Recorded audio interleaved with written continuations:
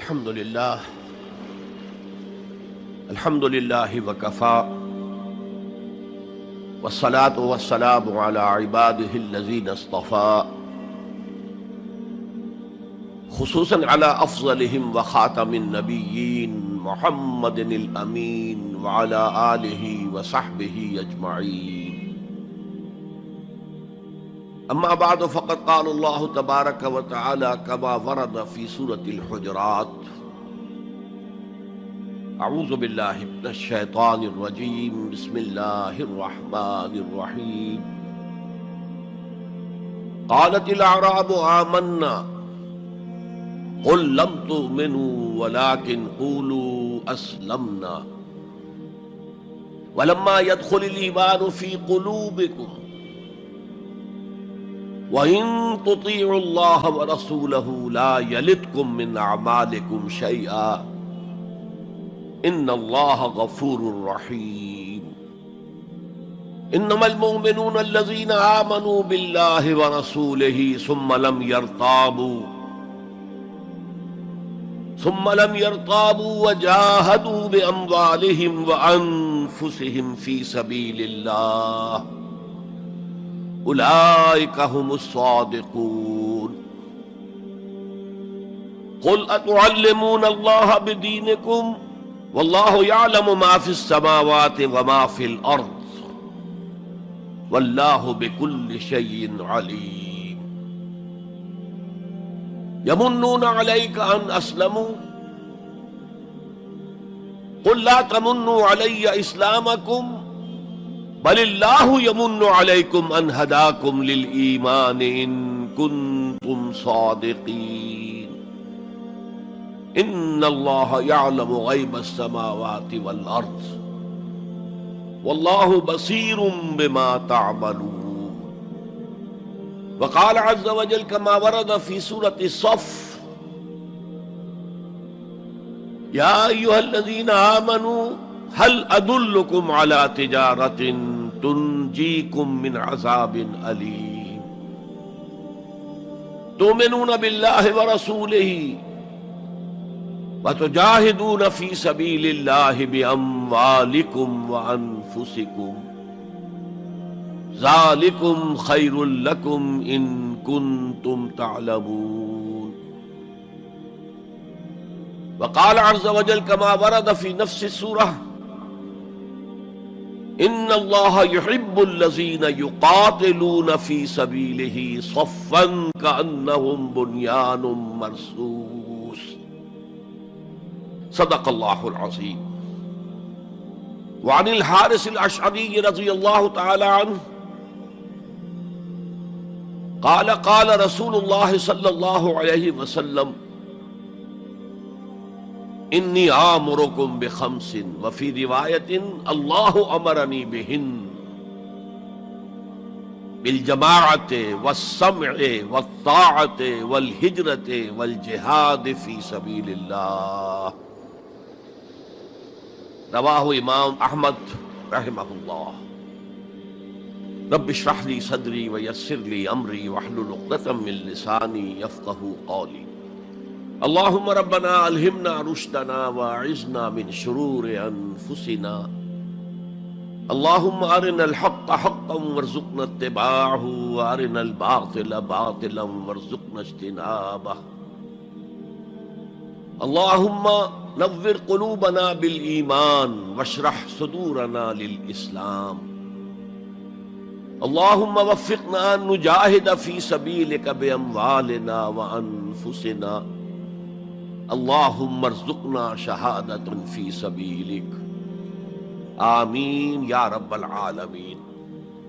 معزز حاضرین اور محترم خواتین، السلام علیکم ورحمۃ اللہ وبرکاتہ. ہمارا جو آج کا موضوع ہے وہ عنوان ہی سے نظر آ رہا ہے کہ طوالت طلب ہے. ایمان، اسلام اور اللہ کی راہ میں جد و جہد. سب سے پہلی بات اس ضمن میں یہ سمجھنی چاہیے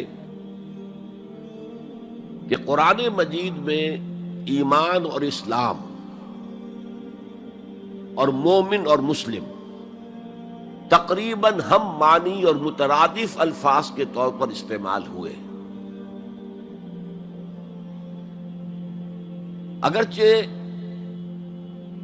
ایمان کا زیادہ تعلق انسان کے باطن سے ہے، اس کے ذہن سے ہے، قلب سے ہے، اور اسلام کا زیادہ تعلق اس کے عمل سے ہے، تاہم جس شخص کے دل میں ایمان ہے اور عمل میں اسلام ہے، اسے آپ مومن کہیں یا مسلم کہیں، کوئی فرق واقع نہیں ہوتا۔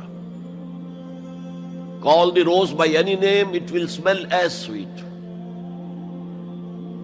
لیکن یہ کہ اگر دو اصطلاحیں ہیں قرآن کی اور ہمارے دین کی، تو لازماً ان میں کوئی فرق ہے، اور یہ جو آج ہم جس کا مطالعہ کر رہے ہیں، یہ مقام قرآن حکیم کا اہم ترین مقام ہے اس خاص مضمون کے اعتبار سے۔ یہ وضاحت میں نے اس لیے کر دی کہ خاص مضمون کے اعتبار سے کہ قرآن کا کوئی ایک لفظ بھی غیر اہم نہیں ہے، لیکن مختلف موضوعات کے اعتبار سے مختلف مقامات کو سب سے بڑھ کر اہمیت کا حامل قرار دیا جا سکتا ہے۔ تو خاص اس موضوع پر، ایمان اور اسلام کے فرق پر، یہ مقام قرآن حکیم کا اہم ترین مقام ہے۔ قالت الاعراب آمنا، یہ بدو لوگ کہہ رہے ہیں ہم ایمان لے آئے۔ قل لم تؤمنوا، اے نبی ان سے کہہ دیجئے تم ایمان ہرگز نہیں لائے ہو۔ شاید بعض حضرات سوچے یہ ہرگز کا لفظ تم نے کہاں سے ایڈ کر دیا؟ تو عربی میں فعل ماضی کی نفی کا ایک طریقہ یہ ہے کہ ماضی ہی کے صیغے پر ما کا اضافہ کر دے، ما آمنتم، تم ایمان نہیں لائے ہو۔ لیکن فعل مضارع سے قبل لم لایا جائے تو یہ ماضی کی نفی ہے انتہائی تاکیدی۔ لم تؤمنوا، ما آمنتم نہیں کہا، لم تؤمنوا، تم ہرگز ایمان نہیں لائے ہو۔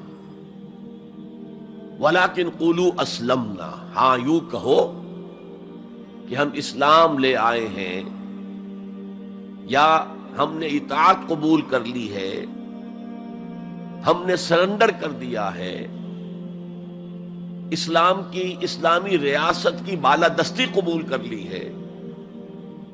وَلَكِنْ قُولُوا أَسْلَمْنَا، اور اب دیکھیے نہایت تاکیدی نفی پہلے ہو چکی ہے، لم تؤمنوا، پھر مزید تاکید وَلَمَّا يَدْخُلِ الْإِيمَانُ فِي قُلُوبِكُمْ، ابھی تک ایمان تمہارے دلوں میں ہرگز داخل نہیں ہوا۔ یہ پھر لما، لم کا اضافہ ہے۔ یہ مقام ہے جہاں ان دونوں چیزوں کو بالکل علیحدہ کر کے ایک دوسرے کے مقابل میں لے آئے ہیں۔ ثابت ہوا ایمان کچھ اور ہے، اسلام کچھ اور ہے۔ ذرا نوٹ کر لیجئے کہ قرآن مجید میں یا اسلام کی اصطلاحات میں تین جوڑے ایسے ہیں کہ جن میں عام اور خاص کی نسبت ہے۔ ایمان خاص ہے، اسلام عام ہے، یعنی ہر مومن تو لازماً مسلم ہے، ہر مسلم لازماً مومن نہیں ہے۔ یہی معاملہ نبی اور رسول کا ہے۔ نبی عام ہے، رسول خاص ہے۔ ہر رسول تو لازماً نبی ہے، لیکن ہر نبی لازماً رسول نہیں ہے۔ یہی معاملہ جہاد اور قتال کا ہے۔ قتال تو لازماً جہاد ہے، لیکن جہاد لازماً قتال نہیں ہے۔ ان اصطلاحات کے بارے میں بہت خوبصورت بات کہی ہے مفسرین نے، اذا التقیا خالفا واذا خالفا اجتمعا۔ جب یہ اصطلاحات سامنے سامنے آتی ہے، ایک دوسرے کے آمنے سامنے، تو ان کے مفہوم میں اختلاف ہو جاتا ہے۔ لیکن علیحدہ علیحدہ آ رہی ہوں، یہاں پر اکیلی اصطلاح ایمان ہے، یہاں پر اکیلی اصطلاح اسلام ہے، تو ان کے معنی تقریباً ایک ہو جاتے ہیں۔ اور دوسرے یہ کہ یہ اصطلاحات جو ہے جوڑے، یہ ایک دوسرے کی جگہ پر استعمال ہو جاتے ہیں۔ تو ایمان کی جگہ اسلام، اسلام کی جگہ ایمان، یہ استعمال کیے جا سکتے ہیں۔ اور جیسا کہ میں نے شروع میں کہا، یہ دونوں تقریباً قرآن کے عام اسلوب کے اعتبار سے مترادف رحمانی الفاظ ہیں، لیکن یہاں انہیں بالکل علیحدہ کر دیا گیا ہے۔ قالت الاعراب آمنا قل لم تؤمنوا ولكن قولوا اسلمنا ولما يدخل الايمان في قلوبكم۔ اب ذرا پس منظر سمجھیے کہ یہ کون لوگ تھے جن سے یہ کہا جا رہا ہے۔ دیکھیے، آپ کو معلوم ہے کہ ابتدا میں جب کہ حضور ابھی مکہ میں تشریف فرما تھے، تو جس شخص کے دل میں ایمان یقین کے درجے میں آ جاتا تھا، صرف وہی کہتا تھا اشہد ان لا الہ الا اللہ واشہد ان محمد رسول اللہ۔ گویا کہ ایمان پہلے آتا تھا، اسلام بعد میں آتا تھا، اس لیے کہ انہیں معلوم تھا کہ اسلام کے اعلان کا مطلب کیا ہوگا۔ گویا کہ اپنے معاشرے کو میں چیلنج کر رہا ہوں، اپنے خاندان سے ہی نہیں، اہل و عیال سے بھی کٹ جانے کے لیے تیار ہوں۔ جو شخص اس حد تک یقین کا حامل ہو جاتا تھا، وہ پھر اسلام کا اعلان کرتا تھا۔ لیکن رفتہ رفتہ صورت بدلی، خاص طور پر ہجرت کے فوراً بعد۔ آپ کو معلوم ہے کہ وہاں اللہ تعالیٰ نے ایسے حالات اور اسباب پیدا کر دیے کہ جو دو قبیلے وہاں پر اصل عرب قبیلے آباد تھے، اوس اور خزرج، ان دونوں کے تمام اکابر ایمان لے آئے۔ اور قبائلی زندگی کا معاملہ آپ کو معلوم ہے کہ اگر سرداروں نے ایمان قبول کر لیا تو پھر دونوں قبیلوں نے ایمان قبول کر لیا۔ لیکن یہاں کیفیت اب وہ نہیں تھی۔ یقیناً بہت سے لوگ ان میں وہ تھے جنہوں نے دل کے ساتھ ایمان قبول کیا تھا، اس کے فیس ویلیو پر تسلیم کیا تھا، لیکن بہت سے لوگ وہ بھی تھے کہ جو یہ دیکھ کر کہ پورا قبیلہ اسلام لا رہا، چلو ہم بھی شامل ہو جائیں۔ یہ صورت تبدیل ہونی شروع ہو گئی،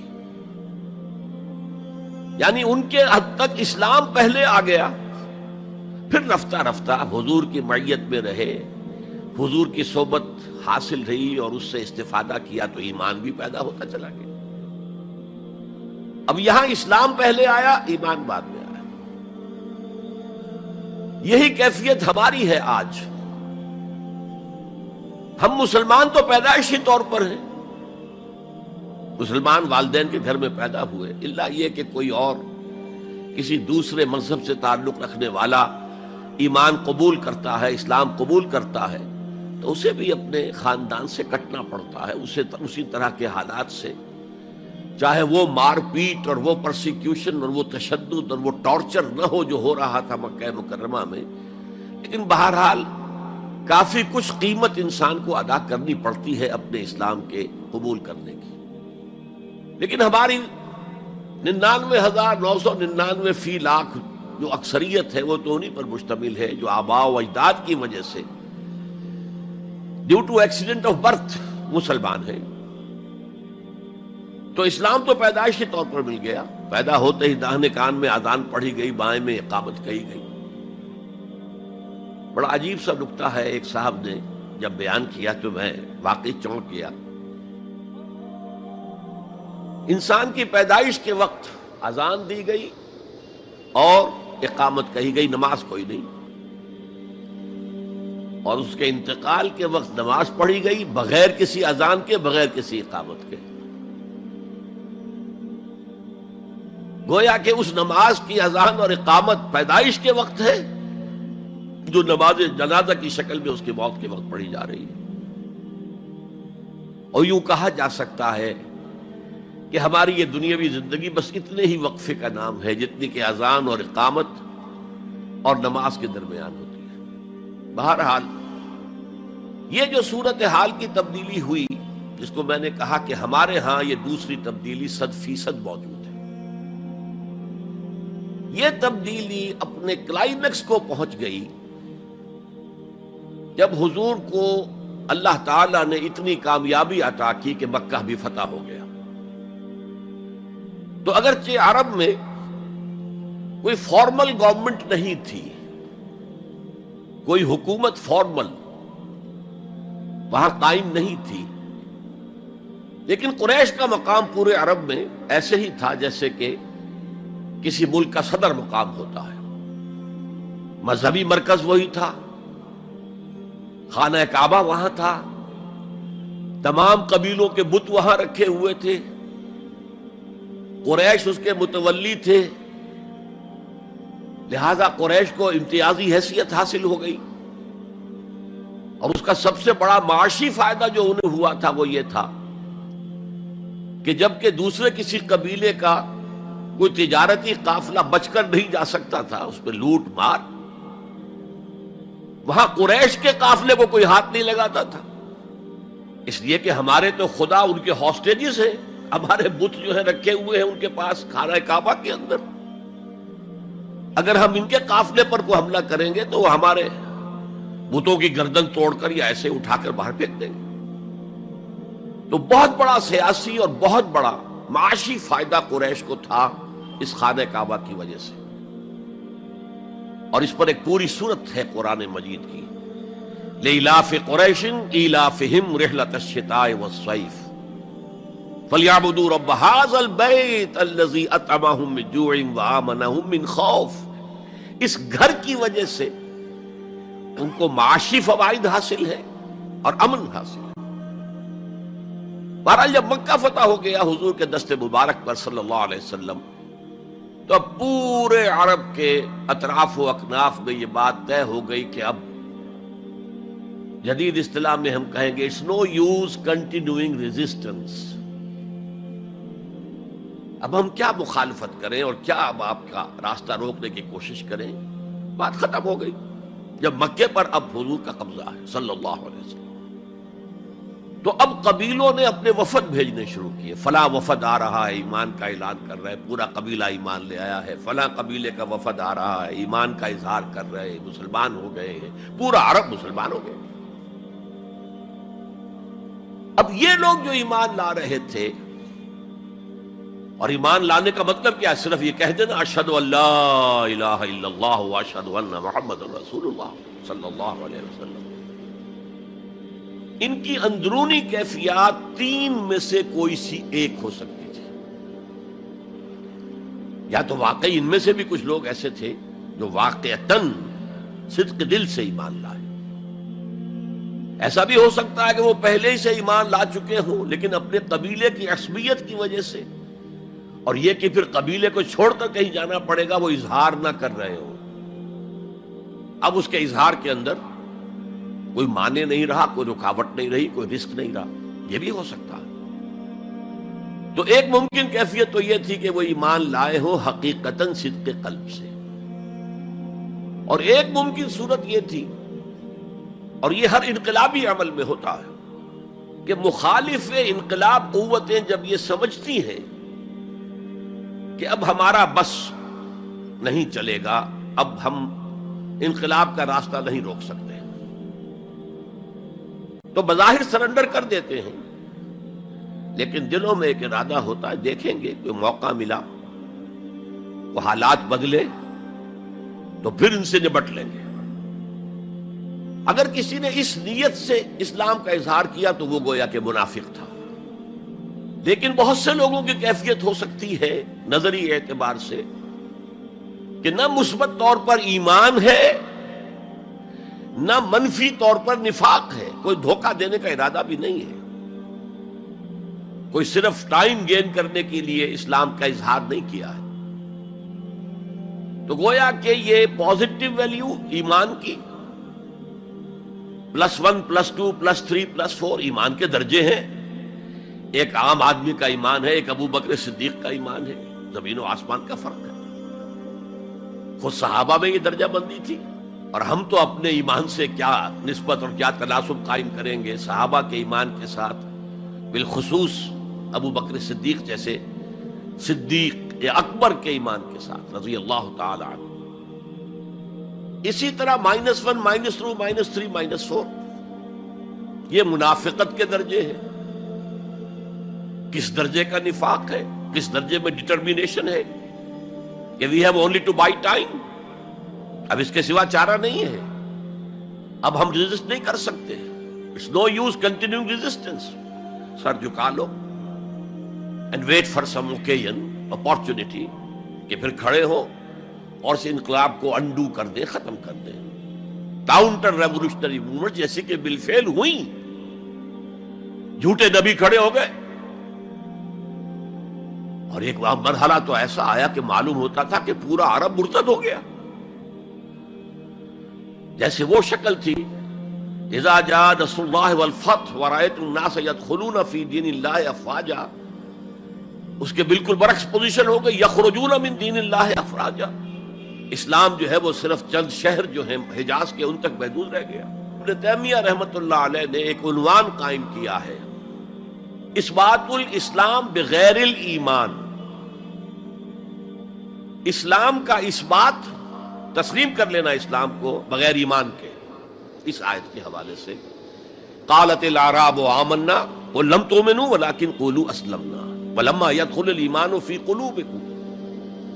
اب اگلا ٹکڑا اس آیت کا یہ ثابت کر رہا ہے کہ وہ منافق نہیں تھے. وَإِن تُطِيعُوا اللَّهَ وَرَسُولَهُ لَا يَلِدْكُم مِّنْ أَعْمَالِكُمْ شَيْئًا.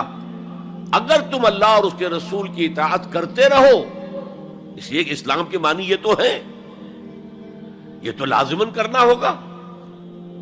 وہ دور جو ہے آج کی طرح تو نہیں تھا کہ نماز نہ پڑھو تب بھی مسلمان، پڑھو تب بھی مسلمان، کروڑ پتی ہونے کے باوجود حج نہ کرو تب بھی مسلمان. تو یہ بات تو نہیں تھی اس وقت. تو یہ کہ اطاعت تو کرنی پڑتی تھی، اس لیے کہ اطاعت تو ظاہر ہو جاتی ہے، کوئی کر رہا ہے کون نہیں کر رہا ہے. ایک چھوٹی سی بستی مدینے کی، ان میں کون نماز پڑھ رہا ہے کون نہیں پڑھ رہا صاف واضح ہوتا تھا. لہذا منافقین کو بھی آ کر نماز پڑھنی پڑتی تھی، بلکہ جو رئیس المنافقین تھا وہ ہمیشہ پہلی صف میں ہوتا تھا. اور جب حضور صلی اللہ علیہ وسلم خطبہ دینے کے لیے کھڑے ہوتے تھے تو پہلے وہ کھڑا ہوتا تھا اور کہتا لوگوں دیکھو ان کی بات توجہ سے سنو، یہ اللہ کے رسول ہے. وہ اپنی اہمیت جتانے کے خاطر، اس لیے کہ یہ جو اوس اور خزرج کے دو قبیلے تھے، ان میں اوس کا قبیلہ چھوٹا تھا، خزرج کا بڑا تھا، اور اس کا سردار یہ تھا سب سے بڑا. اور اس کے لیے طے ہو چکا تھا، مدینے والے اس ضرورت کو محسوس کر رہے تھے کہ یہاں 5 قبیلے آباد ہیں، اور 2 تو قدیم عرب کے ہیں جو یمن سے آ کر آباد ہوئے، اوس اور خزرج، اور 3 عرب سے باہر سے آئے ہوئے ہیں یہودی قبائل، بنو قینقاع، بنو نذیر یا نذیر اور بنو قریظہ. اب 5 قبیلوں کا ایک شہر ہے، ہر قبیلے کا نظام تو اپنی جگہ مستحکم ہے، اس کا ایک سردار ہے اور اس کی بات قبیلے والوں کو ماننی ہے. لیکن ان 5 کے درمیان معاملات جو ہیں، کوئی آربیٹریٹر ہونا چاہیے، کوئی ایک ایسا ہونا چاہیے شخص کہ جس کی بات وہ 5 سنے اور مانے. اس لیے انہیں بادشاہ کی ضرورت محسوس ہوئی کہ کسی کو ہم اپنا بادشاہ بنا لیں. اور قرۂ فال بنام من دیوانہ زدند عبداللہ ابن ابی، اس کے بارے میں طے ہو گیا یہ ہمارا بادشاہ ہوگا. اس کے لیے تاج تیار ہو گیا سونے کا. تاج پوشی باقی تھی کہ حضور تشریف لے آئے بے تاج بادشاہ کی حیثیت سے. اس کے سارے خواب بکھر گئے. لہذا منافق اول بھی وہ اور رئیس المنافقین بھی وہ. ایمان تو وہ بھی لے آیا، اگرچہ لایا ذرا لیٹ، غزوہ بدر کے بعد، لیکن یہ ہے کہ وہ ایمان لایا تھا اسی انداز کا کہ ابھی دیکھیں گے، ہوا دیکھو، ہوا کا رخ دیکھو، تیل دیکھو، تیل کی دھار دیکھو، کوئی حالت ایسی ہو جائے کہ پھر معاملہ تلپٹ کر دیا جائے. تو یہاں کہا جا رہا ہے وَإِن تُطِيعُوا اللَّهَ وَرَسُولَهُ لَا يَلِدْكُم مِّنْ أَعْمَالِكُمْ شَيْئًا، جبکہ منافق کا کوئی عمل بھی قبول نہیں. لیکن یہاں فرمایا گیا کہ اگر تم اللہ اور اس کے رسول کی اطاعت کرتے رہو گے تو اللہ تعالیٰ تمہارے اعمال کے اجر و ثواب میں کوئی کمی نہیں کرے گا. دیکھیے اصولی اعتبار سے بات یہ ہے کہ ایمان کے بغیر کوئی عمل جو ہے قبول نہ ہو. یہاں ایمان کے بغیر نیکیوں کے اعمال کے قبولیت کا اعلان کیا جا رہا ہے. گویا کہ یہ ایک خاص رعایت ہے، اس لیے آیت ختم ہو رہی ہے ان اللہ غفور الرحیم. اللہ غفور ہے، اللہ رحیم ہے. یہ اس کے شان غفاری کا صدقہ ہے، یہ اس کی شان رحیمی کا صدقہ ہے کہ اس حال میں بھی تمہارے اعمال اگر تم اطاعت کرتے رہو گے اللہ اور اس کے رسول کی تو اللہ قبول فرما لے گا. البتہ یہاں یہ نوٹ آف کوشن سامنے رہنا چاہیے کہ اطاعت جزوی نہیں، اطاعت کلی، پوری کی پوری اطاعت. دو حکم بھی دیا گیا ہے، ماننا پڑے گا. جزوی اطاعت اطاعت نہیں ہے. Partial obedience is no obedience. اس لیے کہ اگر آپ نے ایک حکم قبول کر لیا ایک نہیں کیا تو جو نہیں کیا کیوں نہیں کیا کہ وہ آپ کے نفس کو پسند نہیں، جو قبول کیا وہ کیوں کیا کہ نفس نے الاؤ کر دیا آپ کو کہ ٹھیک ہے کر لو کوئی حرج نہیں. دونوں حالتوں میں ویٹو تو نفس کے ہاتھ میں ہے. لہذا partial obedience is no obedience at all. چنانچہ اس پر جو وعید آئی ہے سورہ بقرہ کی آیت نمبر 85 میں افتؤمنون ببعض الکتاب وتکفرون ببعض، تو کیا تم ہماری کتاب اور شریعت کے ایک حصے کو مانتے اور ایک کو نہیں مانتے؟ فما جزاء من یفعل ذلک منکم، تو جو کوئی بھی تم میں سے یہ روش اختیار کرے گا اس کی کوئی سزا نہیں ہے الا خزی فی الحیات الدنیا، سوائے اس کے کہ دنیا کی زندگی میں ذلیل اور خوار کر دیے جائیں. وَيَوْمَ الْقِيَامَةِ يُرَدُّونَ إِلَىٰ أَشَدِّ الْعَذَابِ، اور قیامت کے دن شدید ترین عذاب میں جھونک دیے جائیں. وَاللَّهُ بِغَافِلٍ عَمَّا تَعْمَلُونَ، اور جو کچھ تم کر رہے ہو اللہ اس سے غافل نہیں ہے. تم اپنی ظاہری ٹیپ ٹاپ سے، اپنے داڑھیوں کے طول سے اللہ کو دھوکہ نہیں دے سکتے، اپنے عمروں اور حجوں کی تعداد سے اللہ کو دھوکہ نہیں دے سکتے. He sees you through and through. تمہارے باطن کو دیکھتا ہے، تمہارے دل کو دیکھتا ہے. اسے معلوم ہے کہ تم نے حج تو کیا، حرام کی کمائی سے کیا ہے. بہرحال یہ بڑی شدید وعید والی آیت ہے قرآن مجید میں کہ جس کا نقشہ ہماری نگاہوں کے سامنے آج دنیا میں مسلمانوں کی کیا وقت ہے، کیا حیثیت ہے. 1.25 ارب سے لے کر 1.5 ارب تک کی تعداد ہے جو آنکی جاتی ہے مسلمانوں کی دنیا میں. گویا کہ ہر چوتھا یا ہر 5واں انسان مسلمان ہے. کتنا بڑا رقبہ ان کے قدموں تلے ہے.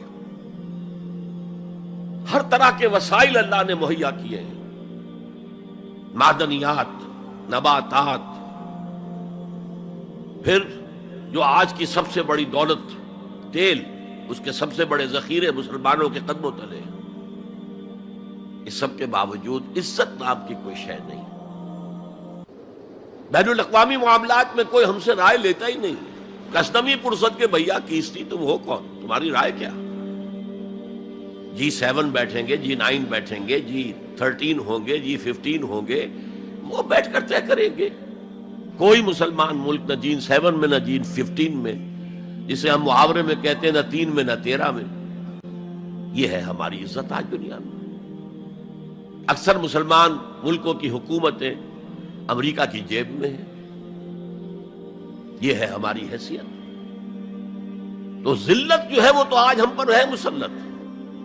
فما جزاء من يفعل ذلك منكم الا خزي في الحياة الدنيا ويوم القيامة. اب یہ قیامت کے دن کی بات جو اللہ فرما رہے ہیں، دعا ہی کی جا سکتی ہے کہ اللہ تعالیٰ اس سے بچا لے، کرم فرمائے، اپنی شان غفاری اور شان رحیمی سے ہمیں اس روز کی ذلت سے اور شدید ترین عذاب میں جھونک دیے جانے کی جو یہاں پر خبر سنائی جا رہی ہے، وعید سنائی جا رہی ہے، اللہ تعالیٰ اس سے بچا لے. تو اس آیت کو اب آپ سامنے رکھیے. البتہ ایک بات میں اور آپ سے عرض کر دوں کہ جو کیفیت اس آیت میں سامنے آئی ہے یہ مستقل نہیں رہ سکتی. اگر کوئی شخص واقعتاً چاہے آغاز میں اس کا دل پازیٹیولی ایمان سے خالی تھا، لیکن ساتھ ہی نیگیٹو نفاق سے بھی خالی تھا. کہہ سکتے ہیں زیرو لیول ہے، پلس ویلیوز اور مائنس ویلیوز کے درمیان زیرو آئے گا. تو باطن کے اعتبار سے چاہے وہ زیرو لیول پر تھا، لیکن اگر وہ اطاعت کرتا رہا، نماز پڑھتا رہا، روزہ رکھتا رہا، زکوٰۃ دیتا رہا، حرام چیزوں سے بچتا رہا، فرائض ادا کرتا رہا، تو اس سے لازماً ایمان پیدا ہو جائے گا اس کے دلوں میں. اس لیے کہ یہ دو طرفہ پروسیس ہے، بائی لیٹرل. ایمان سے عمل پیدا ہوتا، عمل سے ایمان پیدا ہوتا. عمل انسان جب کرتا ہے، اللہ کی راہ میں قربانیاں دیتا ہے، زادتہم ایمانا، ان کے ایمان میں اضافہ ہو گیا. اچھا، اب یہ ہے پس منظر ایمان اور اسلام کا فرق. اب اس کے حوالے سے یہ بھی، اس سے پہلے اگرچہ میں اشارے کر چکا ہوں، اسلام کی جو تعریف کی گئی ہے، متفق علیہ روایت ہے حضرت عبداللہ ابن عمر سے رضی اللہ تعالی عنہما، بنی الاسلام علی خمس، اسلام کی عمارت 5 چیزوں پر قائم ہے. شہادت اللہ الہ الا اللہ وان محمد رسول اللہ، وإقام الصلاة وإيتاء الزکاة وصوم رمضان وحج البیت من استطاع الیہ سبیلا. کلمہ شہادت ہے کہ میں گواہی دیتا ہوں اللہ کے سوا کوئی معبود نہیں، اور میں گواہی دیتا ہوں کہ محمد صلی اللہ علیہ وسلم اللہ کے رسول ہیں. پھر 4 عبادات ہیں، نماز ہے، روزہ ہے، زکوٰۃ ہے، حج ہے. تو اسلام جو ہے دنیا میں قائم ہے ان 5 بنیادوں پر. اب ان میں خاص طور پر دیکھیے لفظ ایمان کہیں نہیں آیا. گویا کہ اسلام کی بنیاد اقرار باللسان پر ہے، اور دنیا میں کسی شخص کے مسلمان سمجھے جانے کا دار و مدار صرف اسی پر ہوگا.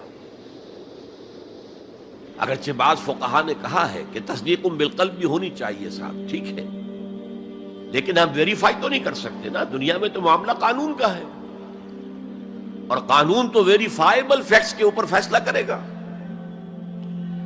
ہم نہ کسی کے ایمان کو ویریفائی کر کے سند دے سکتے کہ ایمان ہے، نہ کسی کے ایمان کی نفی کر سکتے. تو دنیا میں معاملہ سارا اسلام پر ہے. ایک مسلمان اسلامی ریاست کا مکمل شہری ہے، ایک مسلمان معاشرے کا مکمل ایک رکن ہے. اسلام ہی پر سارا نظام ہے اس دنیا میں، لیکن آخرت میں سارا دار و مدار ایمان پر ہے. اس لیے کہ اللہ تو معذور نہیں ہے کہ دلوں کے حال کو نہ جانتا ہو. ان اللہ لا ينظر الى صورکم ولا الى اموالکم ولکن ينظر الى قلوبکم واعمالکم. اللہ تعالیٰ نہ تمہاری صورتوں کو دیکھتا ہے، نہ تمہارے مالوں کو دیکھتا ہے، بلکہ وہ تو دیکھتا ہے تمہارے دلوں کو اور تمہارے اعمال کو. امام بخاری رحمت اللہ علیہ کا موقف کہ ایمان میں عمل بھی شامل ہے انٹیگرل پارٹ کی حیثیت سے، یہ حقیقی ایمان کے اعتبار سے 100% درست ہے. تو دل میں یقین ہوگا تو کیسے عمل اس کے خلاف ہو جائے گا. لیکن لیگل اور کانسٹیٹیوشنل لیول پر، جسے ہم اسلام کہیں گے، عمل علیحدہ ہے، ایمان علیحدہ ہے.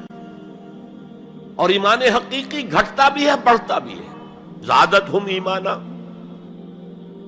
وما زادہم الا ایمانا وتسلیما، سورہ احزاب میں فرمایا کہ وہ جو 12,000 کا لشکر آ گیا تھا اور ایک شدید صورت پیدا ہو گئی تھی، اور محسوس ہوتا تھا perhaps this is the end، جیسے کہ ایک چراغ جل رہا ہے میدان میں رکھا ہوا اور جھکڑ چل رہا ہے بجھانے کے لیے.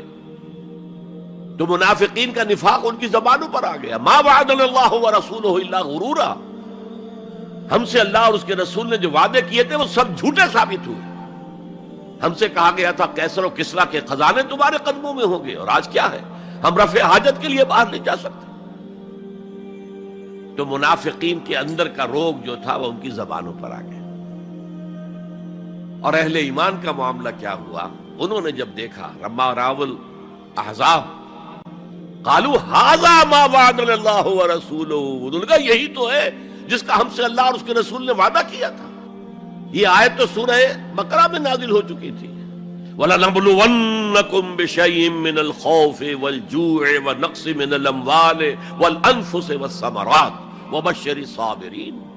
ہم لازماً آزمائیں گے تمہیں، لازماً آزمائیں گے، خوف سے، بھوک سے، فقر و فاقے سے، جان اور مال اور ثمرات کے ضیاع سے اور زیاں سے۔ فصل تیار کھڑی ہے اور عین وقت آ گیا ہے جنگ کا، اور وقت پر فصل کھجور کی اتاری نہ گئی تو تباہ ہو جائے گی، لیکن نہیں، نکلنا ہے۔ یہی معاملہ تھا جو کہ تبوک کے موقع پر ہوا ہے۔ قحط کی کیفیت تھی اور اب فصل تیار تھی، اب ساری امیدیں اس فصل پر تھی، کھجور کی، لیکن ظاہر ہے کہ کھجور کی فصل اتارنا کوئی عام خواتین کا کام تو نہیں ہے، لیکن مردوں سے کہا جا رہا نکلو اللہ کی راہ میں، سب کے سب۔ پہلی مرتبہ لفیر عام تھی، ہر صاحب ایمان نکلے، تو ایک بہت بڑی آزمائش۔ تو جو راسخ الایمان تھے، صادق الایمان تھے، ان کا رد عمل سچویشن ایک ہی ہے۔ منافقین کہہ رہے ہیں ما وعدنا اللہ ورسولہ الا غرورا، ہمیں تو اللہ اور اس کے رسول نے سبز باغ دکھا کر مروا دیا، اور اہل ایمان کہہ رہے ہیں ھذا ما وعدنا اللہ ورسولہ وصدق اللہ ورسولہ وما زادہم الا ایمانا وتسلیما، اور ان میں نہیں کوئی شے بڑی مگر ایمان اور تسلیم کے۔ جبکہ وہ جو ایک کانسٹیٹیوشنل ایمان ہے وہ ایک جامد شے ہے، it's a legal status that you get as a Muslim. تو یہ اسٹیٹس نہ گھٹتا ہے نہ بڑھتا ہے۔ یہ نہیں ہو سکتا کہ ایک باپ کے اگر دو بیٹے ہیں اور ایک متقی ہے، زاہد ہے، عابد ہے، تہجد گزار ہے، دوسرا فاسق و فاجر ہے، تو وراثت میں اس تہجد گزار کو زیادہ حصہ ملے اور دوسرے کو جو ہے وہ کم ملے؟ نہیں، ایکول۔ المسلم کفو لکل مسلم، تمام مسلمان آپس میں جہاں تک ان کے لیگل اور پولیٹیکل حقوق کا تعلق ہے برابر۔ تو یہ فرق ہے ایمان اور اسلام میں۔ البتہ یہ میں آپ کو بتا چکا ہوں کہ یہ بھی ہو سکتا ہے کہ اسلام پہلے آئے، ایمان بعد میں آئے۔ ہم میں سے جب بھی اللہ تعالیٰ کسی کو نصیب فرما دے حقیقی ایمان، یقین والا ایمان، جیسے میں نے دعا کی اللہم نور قلوبنا بالایمان، اے اللہ ہمارے دلوں کو منور کر دے، روشن کر دے ایمان کے ساتھ، نور ایمان سے جگمگا اٹھے ہمارا دل، واشرح صدورنا للاسلام، اور ہمارے سینوں کو کھول دے اسلام کے لیے، اسلام کی ہر شے ہمیں حسین نظر آئے۔ حضور صلی اللہ علیہ وسلم کی حیات طیبہ کے آخری ایام میں یہ واقعہ پیش آیا کہ حضور مسجد نبوی میں تشریف فرما ہے، مجمع موجود ہے، اچانک ایک شخص ظاہر ہوتا، شدید و بیاض ثیاب، شدید و سواد شعر، اس کا لباس انتہائی سفید صاف، کوئی اس پر دھبا نہیں، داغ نہیں، میل نہیں، بال انتہائی سیاہ چمکدار، گرد آلود نہیں، ولا یعرفہ احد منا، اور ہم میں سے اسے کوئی پہچانتا بھی نہیں تھا، کسی بھی ریت سے، خاک سے بالکل آلودہ ہوئے بغیر بال ہیں، تو شاید یہ مدینے کا رہنے والا ہو، تو مدینے والوں میں سے کوئی تو ہوتا کہ جو اس کو جانتا پہچانتا، کوئی نہ کوئی تو گریٹ کرتا اس کو مجمع میں، آؤ آؤ ادھر آ جاؤ، میرے پاس آ جاؤ، کوئی نہیں۔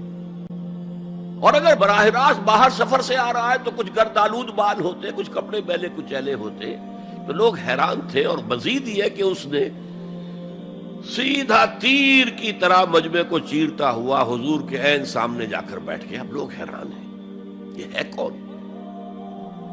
اس کی یہ جرت، یہ جسارت، اور اس طرح دو زانو بیٹھا کہ حضور کے گھٹنوں کے ساتھ اپنے گھٹنے جوڑ دیے اور حضور کی رانوں پر اپنے دونوں ہاتھ رکھ دیے۔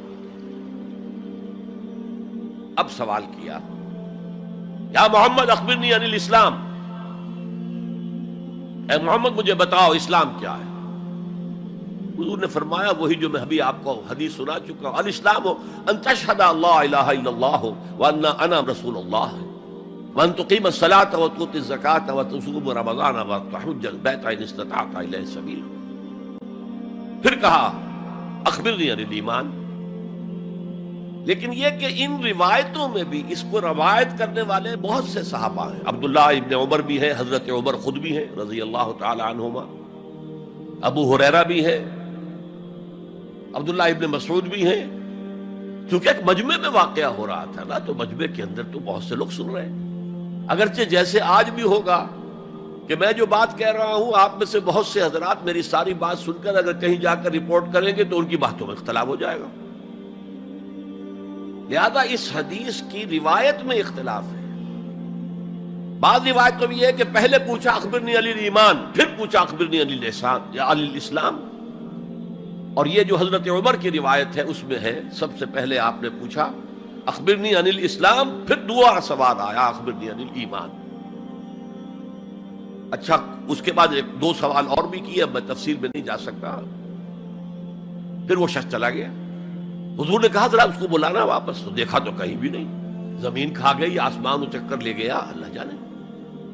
تب حضور نے فرمایا اوہ یہ جبرائیل تھے جو تمہیں تمہارا دین سکھانے آئے تھے. یعلمکم دینکم اذ لم تسألوہ، جبکہ تم نے اس کے بارے میں سوال نہیں کیا. اور یہ پہلی بار ہے کہ میں جبرائیل کو پہچان نہیں سکا. انسانی شکل میں وہ آئے اور میں پہچان نہیں پایا. ورنہ اکثر حضرت دہیہ کلبی کی شکل میں آتے تھے انسانی صورت میں. جب بھی حضرت جبرائیل آتے تھے، حضرت دہیہ کلبی جو ہیں وہ بہت ہی حسین جوان رانا، ان کی شکل میں آتے تھے.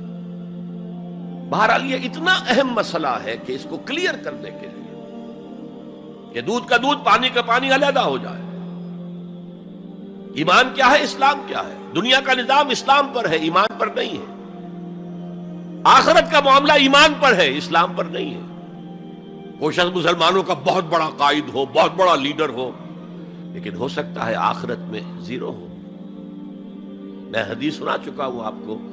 ایک شخص دنیا میں شہید سمجھا جا رہا تھا، ایک شخص دنیا میں بہت بڑا عالم سمجھا جا رہا تھا، ایک شخص دنیا میں بہت بڑا سخی سمجھا جا رہا تھا، اور اللہ نے سب کے دعوے جو ہیں ان کی نفی کر دی.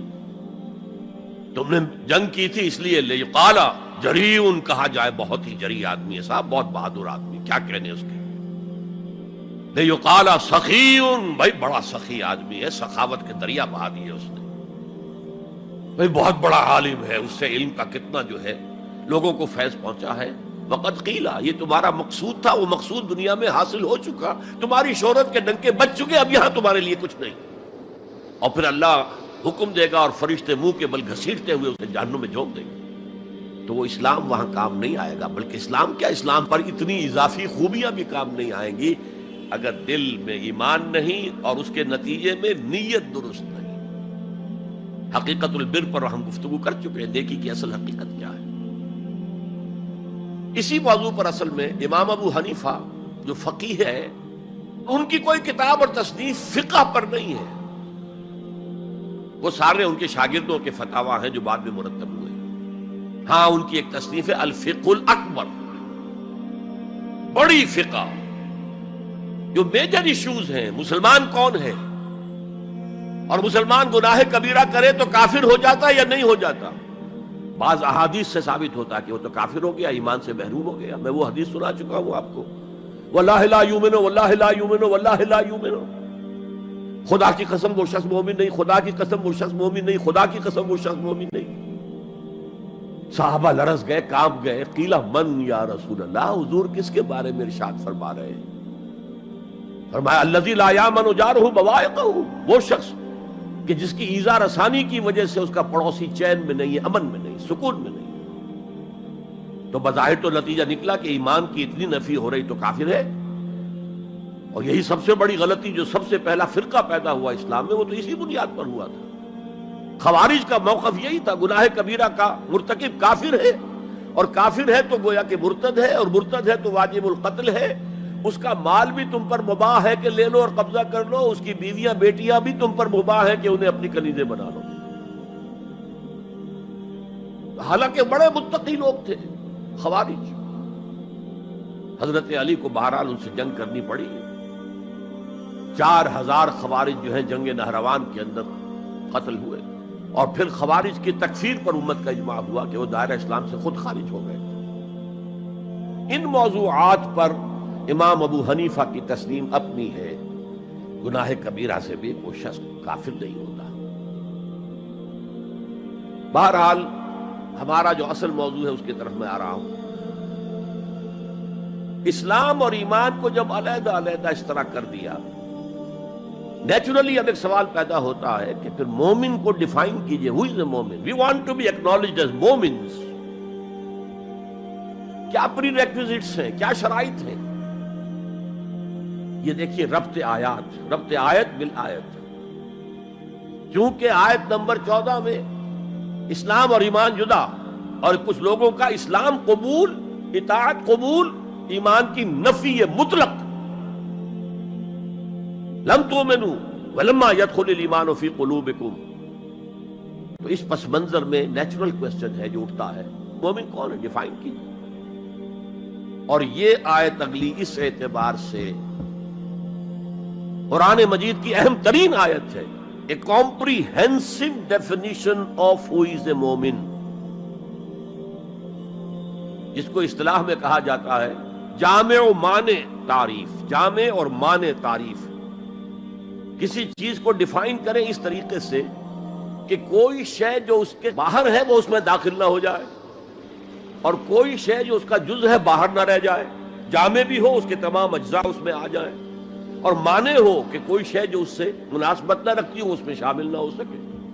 جامع و مانع تعریف مومن کی وہ اس آیت میں، آیت نمبر 15.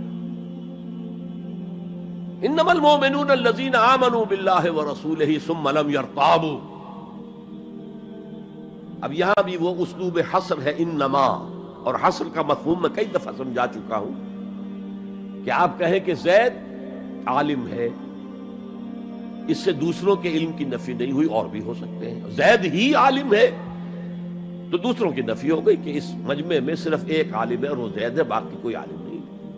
اسے حصر کہتے ہیں. تو میں نے چونکہ کہا ہے کہ most comprehensive definition of who is a مومن، اس کا آغاز بھی حصر سے ہے، اس کا اختتام بھی حصر پر ہے. انما کلمہ حصر ہے، اور آخر میں اولئک ھم الصادقون، وہ بھی اسلوب حصر ہے. انما المؤمنون الذین آمنوا باللہ ورسولہ ثم لم یرتابوا. مومن تو صرف وہ ہے جو ایمان لائے اللہ پر اور اس کے رسول پر، پھر شک میں ہرگز نہیں پڑے. یہ پھر لم آ گیا، یہاں مرتابو نہیں آیا، لم یرتابو، ہرگز شک میں نہیں پڑے. یہ واحد مقام قرآن کا جہاں پر کہ یہ لفظ اضافی طور پر آیا ہے ایمان کے بعد. ثم لم یرتابو، یرتابو بنا ریب سے، شک. الف لام میم ذالک الکتاب لا ریب فیہ. ارتابا یرتابو، شک میں پڑ جانا. ثم لم یرتابو، پھر شک میں ہرگز نہیں پڑے. ان کا دل ایمان پر یقین کے ساتھ معمور ہو گیا. چنانچہ پازیٹیو انداز میں یہی شان بیان ہوئی ہے صحابہ کی اکثریت کی اسی سورہ حجرات میں. فرمایا گیا صحابہ کرام سے، وَلَٰكِنَّ اللَّهَ حَبَّبَ إِلَيْكُمُ الْإِيمَانَ وَزَيَّنَهُ فِي قُلُوبِكُمْ. اللہ نے تو تمہارے نزدیک ایمان کو محبوب بنا دیا ہے اور تمہارے دلوں میں کھبا دیا ہے، مزین کر دیا تمہارے دلوں کو ایمان سے، منور کر دیا تمہارے دلوں کو ایمان سے. تو یہاں فرمایا انما المؤمنون الذین آمنوا باللہ ورسولہ ثم لم یرتابوا، اضافی شرط.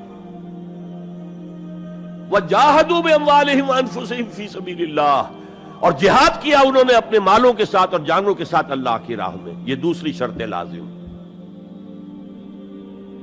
گویا جہاد کے بغیر کوئی ایمان نہیں.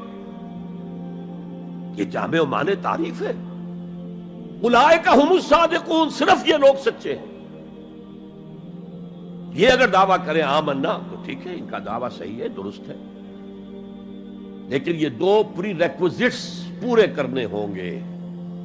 اب اس کو میں سمجھانے کے لیے کہا کرتا ہوں کہ دیکھیے یہ 5 ارکان تو اسلام کے ہو گئے، کلمہ شہادت، نماز، روزہ، حج، زکوٰۃ.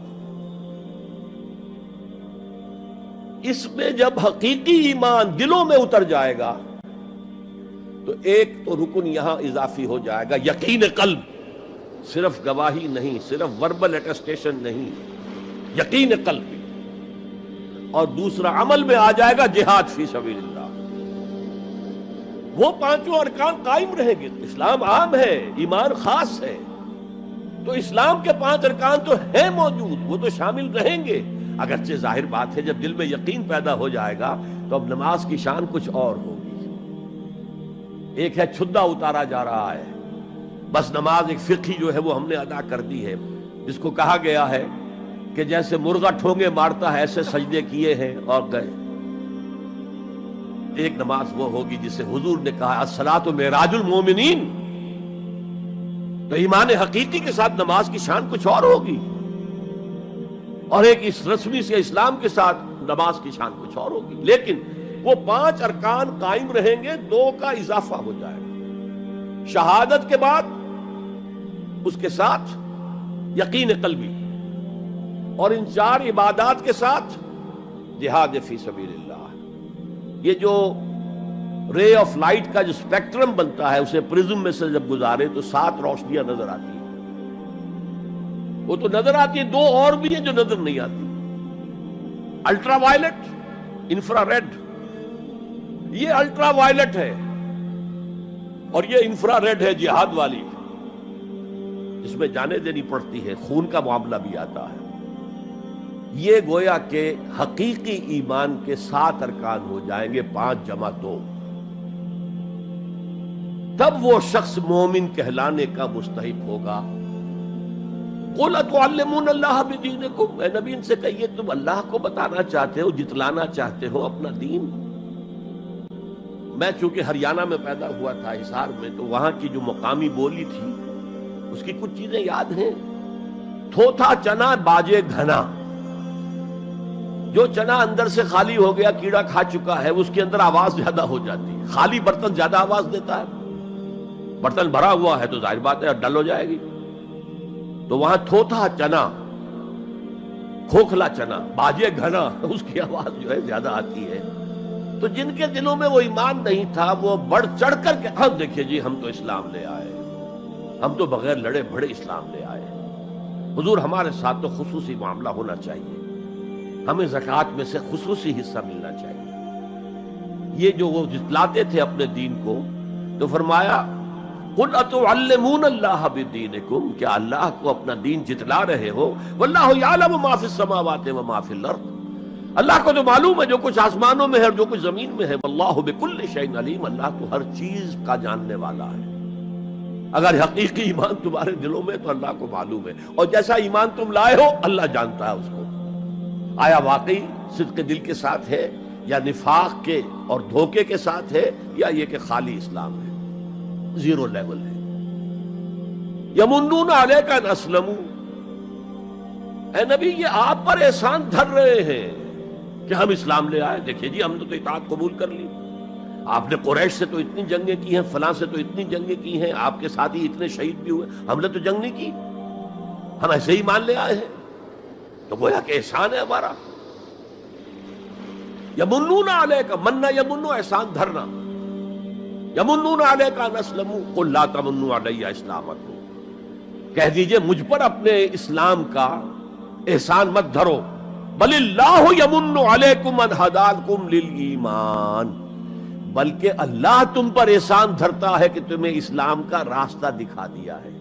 تم اسلام میں آ گئے ہو تو ایمان کا راستہ تمہیں دکھا دیا ہے. اب عمل کرتے رہو گے تو ایمان پیدا ہو جائے گا. یہ میں نے عرض کیا تھا کہ یہ کیفیت اثبات الاسلام بغیر الایمان یہ مستقل نہیں ہے، یہ عارضی ہے. جب عمل کریں گے تو ایمان پیدا ہو جائے گا. تو بل اللہ یمن علیکم ان ہداکم للایمان ان کنتم صادقین.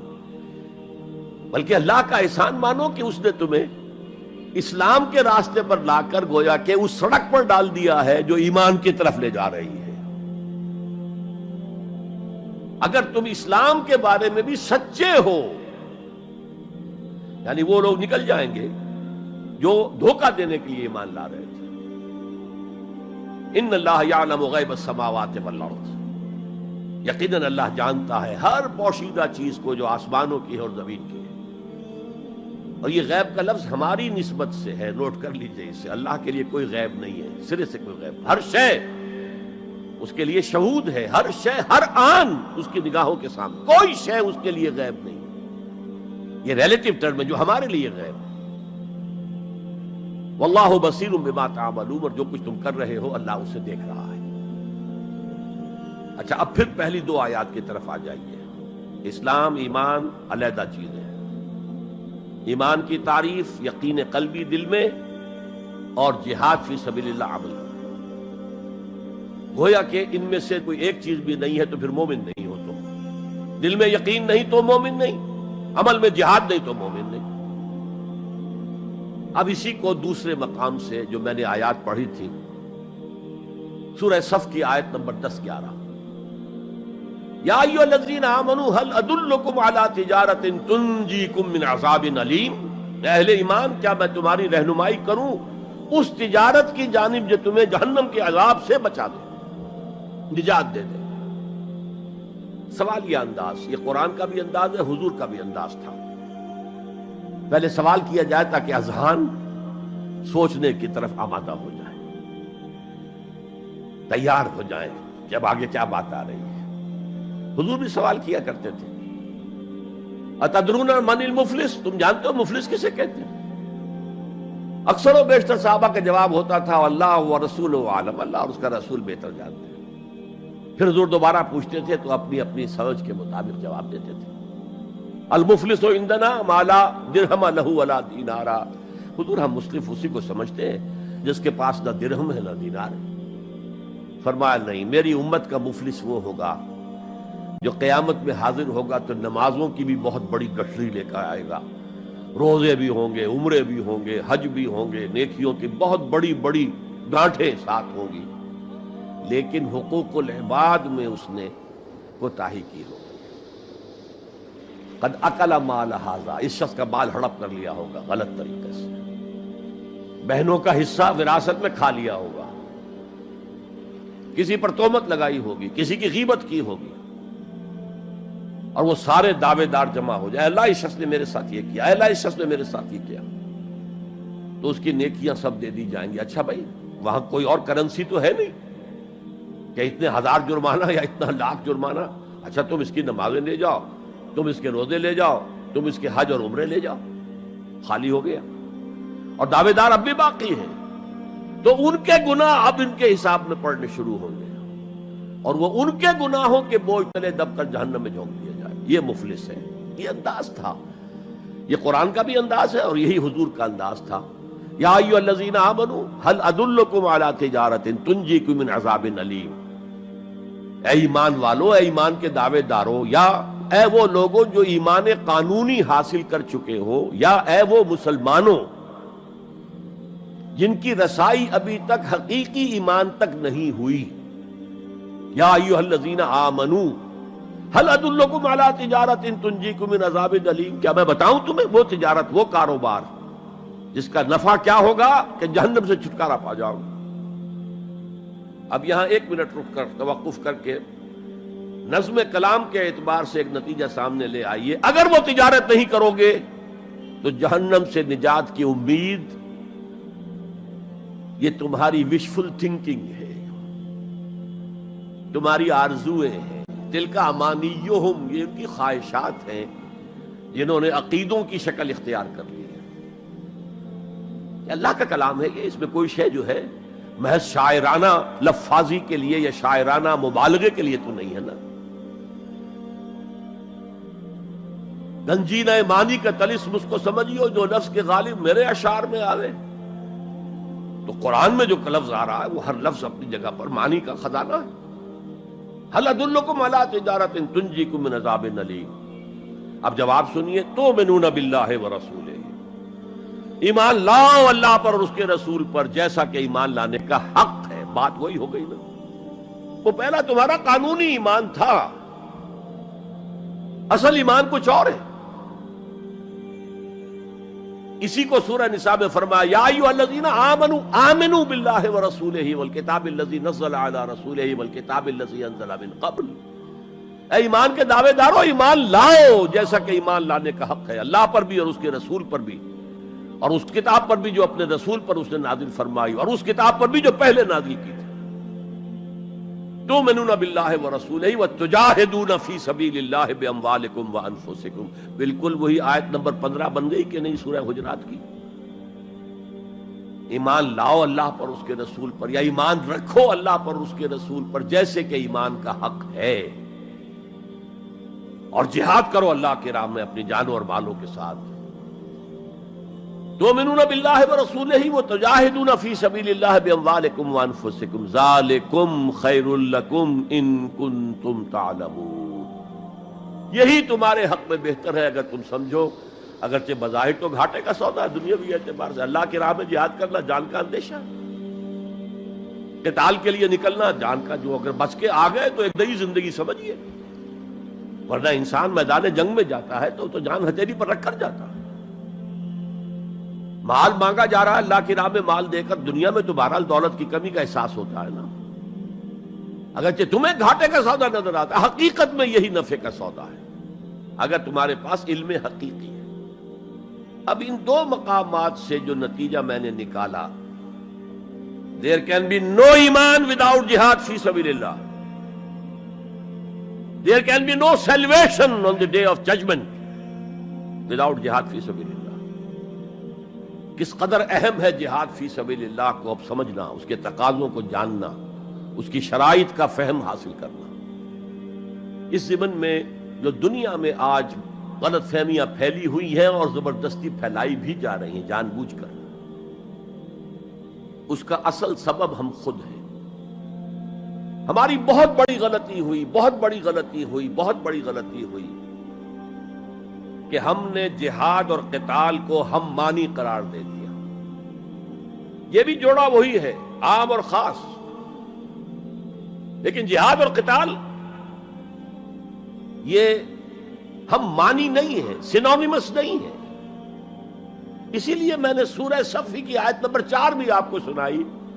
اب یہ اس اعتبار سے جہاد اور قتال فی سبیل اللہ پر قرآن مجید کی جامع ترین صورت ہے، کل 14 آیتیں، اس میں جہاد فی سبیل اللہ کا ذکر بھی ہے، یہ آیت نمبر 11 کے اندر، اور آیت نمبر 4 میں قتال فی سبیل اللہ کا حکم بھی ہے۔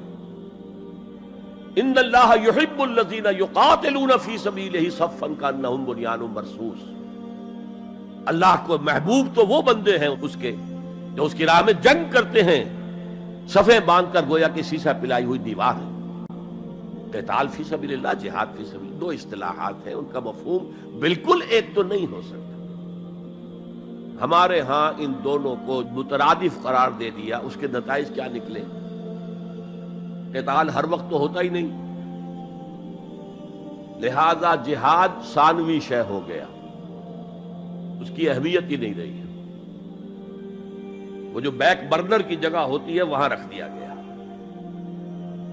بعض لوگوں نے ایک اور غلطی کی اس کے برعکس، جہاد کی اہمیت کے پیش نظر انہوں نے اسے ارکان اسلام میں داخل کر دیا۔ یہ بہت بڑی جسارت ہے، اس لیے کہ متفقون علیہ حدیث حضرت عبداللہ ابن عمر سے میں سنا چکا ہوں، 5 ارکان اسلام کے، اور حدیث جبرائیل میں اسلام کی ڈیفینیشن وہی 5 چیزیں، چھٹی چیز داخل کرنے کا کسی کو حق نہیں۔ ارکان اسلام میں جہاد فی سبیل اللہ شامل ہے، ارکان ایمان میں شامل ہے۔ There can be no ایمان without جہاد فی سبیل اللہ، and there can be no salvation، نجات کا کوئی امکان نہیں ہے اگر جہاد فی سبیل اللہ نہیں۔ ہم نے مترادف بنا کر ایک طرف تو سیکنڈری حیثیت دے دی اس کو، اور اس سے ستم بالائے ستم، مسلمان جنگ کرے وہ جہاد فی سبیل اللہ ہے۔ مسلمان بادشاہ ہے، زانی ہے، شرابی ہے، بدماش ہے، عیاش ہے، اور وہ صرف کسی اپنے پڑوسی غیر مسلم ملک پر حملہ کر رہا ہے تاکہ اس کی ریونیوز بڑھ جائیں، اس کی آمدنی بڑھ جائے، اس کی عیاشیوں کا میں اضافہ ہو جائے، وہ اور زیادہ بڑے محل بنائے، تو اس کی جنگ جہاد فی سبیل اللہ ہوگی۔ ہم نے بدنام کیا جہاد فی سبیل اللہ۔ اب غیر مسلم تو یہ سب کچھ دیکھتے ہیں، جہاد کسے کہتے ہیں، اسی کے اعتبار سے پھر مفہوم ان کے سامنے آتا۔ یہ مغالطہ ہم نے ڈالا، اس کے نتائج آج ہم بھگت رہے ہیں۔ اب سمجھیے مثبت طور پر جہاد فی سبیل اللہ ہے کیا، اس کے مراحل کیا ہیں۔ ایک 9 سٹوریڈ بلڈنگ کا آپ تصور کریں گے جس کی اس نویں منزل پر جا کر قتال آئے گا، اس سے پہلے نہیں۔ لیکن اس سے بھی پہلے لفظی معنی کیا ہے جہاد کے؟ جہاد کا لفظ بنا جوہد سے، جوہد کے معنی کوشش، جد و جہد اردو میں عام بولتے ہیں، اور آج کے عنوان میں بھی جد و جہد ہی کا لفظ استعمال ہوا ہے۔ لیکن جیسا کہ میں نے کہا تھا، مختلف ابواب میں آنے سے معنی بدلتے ہیں۔ جہاد یا مجاہدہ، جوہد یک طرفہ ہے، کوشش، کسی کام کے لیے آپ کوشش کر رہے ہیں، to exert yourself for something, for some objective. لیکن جہاد یا مجاہدہ بنے گا جبکہ دو افراد ایک دوسرے کے مقابلے میں آ کر کوشش کر رہے ہیں، رسا کشی ہو رہی ہے۔ لہذا کوشش اور کشاکش، اس میں جو فرق ہے، رسا کشی، ایک ٹیم ادھر ہے ایک ادھر ہے، وہ رسے کو ادھر کھینچ رہی ہے وہ ادھر کھینچ رہی ہے، تو یہ دو طرفہ عمل ہے، جہاد یا مجاہدہ۔ اسی طریقے سے قتل اور مقاتلہ یا قتال، کوئی شخص جا رہا تھا، آپ نے شوٹ کر لیا، یہ قتل ہے، یک طرفہ عمل ہے۔ دو فوجیں آمنے سامنے ہیں، یہ ان کو قتل کرنا چاہتے ہیں، وہ ان کو قتل کرنا چاہتے ہیں، یہ قتال ہے، یہ جنگ ہے یا مقاتلہ ہے۔ دونوں مصدر ہیں یہ، جوہد، کوشش۔ اچھا انگریزی میں آپ کیا کہیں گے؟ To strive for something, کسی چیز کے لیے کوشش کرنا۔ اور جہاد کیا ہوگا؟ To struggle against something, وہ اگینسٹ ہوگا، اسٹرگل، محنت۔ اس فرق کو ذہن میں رکھیے، جوہد کوشش، ٹو اسٹرائیو کوشش کرنا، جہاد کشاکش، کھینچ تان، جہاں جوہد کے مقابلے میں آ جائے، وہ اس کو ناکام کرنے کی کوشش کرے، یہ اس کو ناکام کرنے کی کوشش کرے۔ ایک ویکنسی ڈکلیئر ہوئی ہے، اب آپ پورا زور لگا رہے ہیں، جو سفارش ہو سکے، جو کچھ ہو سکے، کسی طریقے سے مجھے ملے، ایک اور شخص بھی زور لگا رہا ہے، یہ آپ کا جہاد ہو رہا ہے۔ اور قتل یک طرفہ عمل ہے، قتال جنگ ہے، دو طرفہ۔ اب دیکھیے یہ جو جہاد ہے، یہ اس کائنات کی سب سے بڑی حقیقت ہے۔ Every living organism on this planet is continuously in jihad. آپ خود کہتے ہیں struggle for existence، مقابلہ نہیں ہوتا اس میں۔ کاروبار میں مقابلہ ہو رہا ہے، ملازمتوں میں مقابلہ ہو رہا ہے، مقابلوں کے امتحان ہو رہے ہیں، حیوانات جرثومے چھوٹے چھوٹے سے، struggle for existence۔ اسے جہاد زندگانی کہیں گے آپ، جہاد زندگی۔ Every living creature, every living organism is engaged in continuous jihad, struggle for existence۔ اس کو جہاد زندگانی کا لفظ دیا اقبال نے۔ یقین محکم عمل پہم محبت فاتح عالم، جہاد زندگانی میں ہے یہ مردوں کی شمشیر۔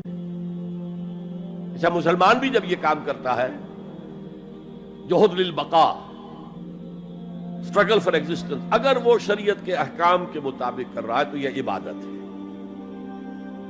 اگر حرام ذریعے استعمال کر رہا ہے، غلط ذریعے استعمال کر رہا ہے، دھوکہ دے رہا ہے، جھوٹی قسمیں کھا رہا ہے، تو یہ حرام کے درجے میں چلا گیا۔ اور اگر آپ اپنی اس جہد بقا کو، جہاد وجود کو، جہاد زندگانی کو اسلام کے اصولوں کے مطابق کر رہے ہیں، یہ عبادت ہے۔ حضور نے فرمایا القاسم حبیب اللہ، جو شخص محنت کر کے کماتا ہے وہ اللہ کا ساتھی ہے، اللہ کا دوست ہے، حبیب اللہ۔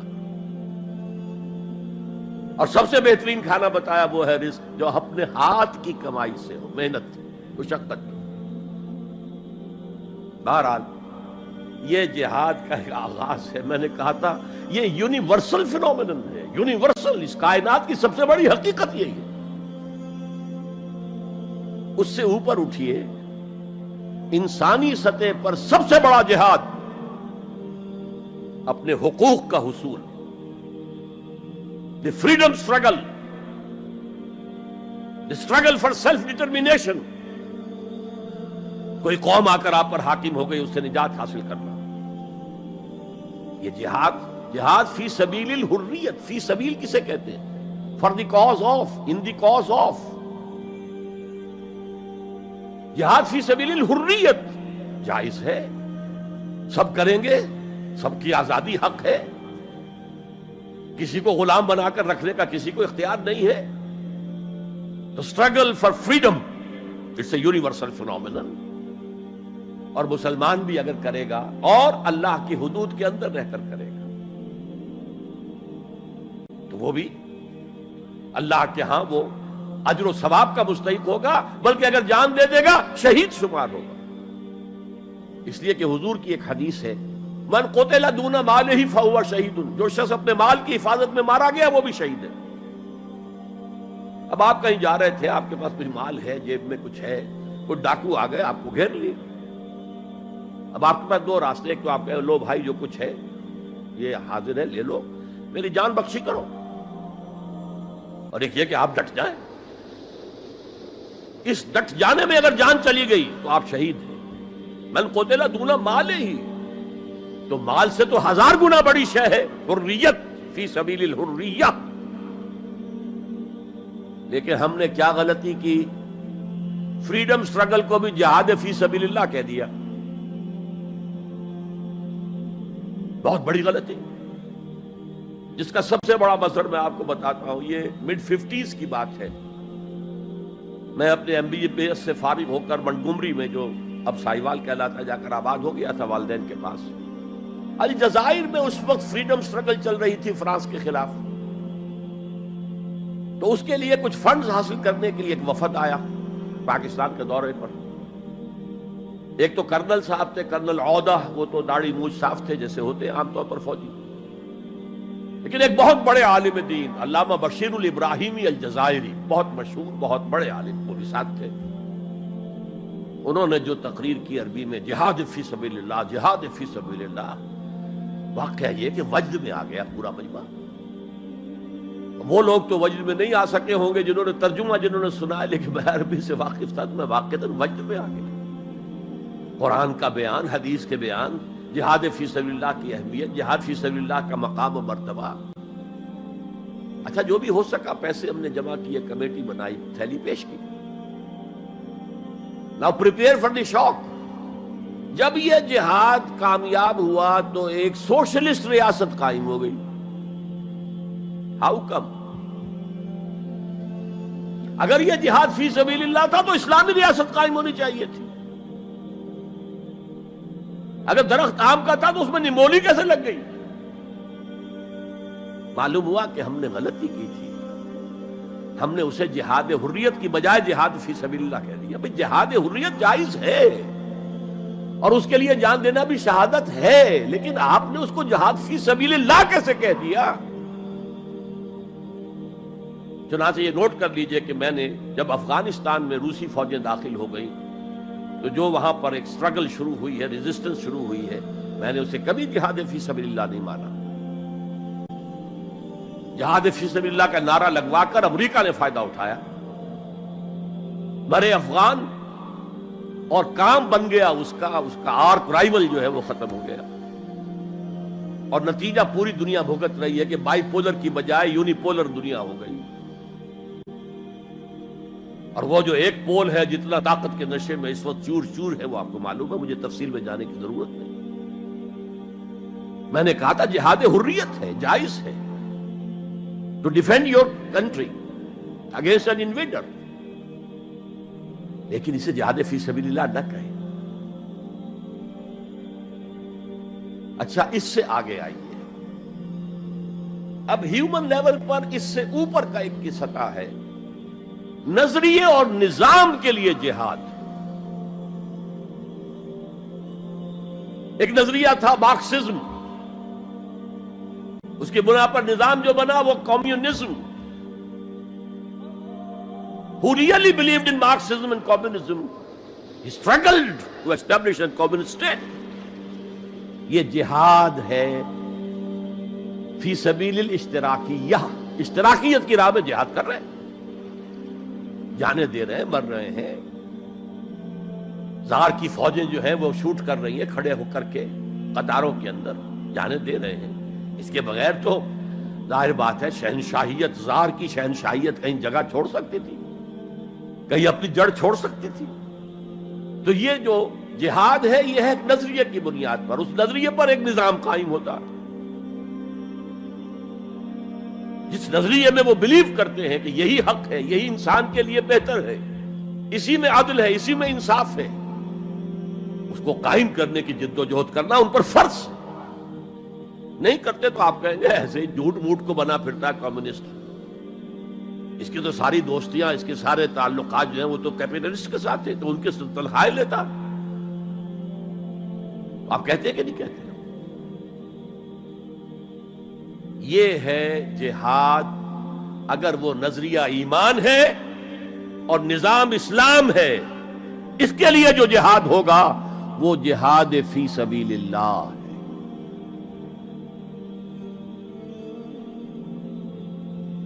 کسی اور مقصد کے لیے یہ جہاد کو آپ جہاد فی سبیل اللہ نہیں کہہ سکتے۔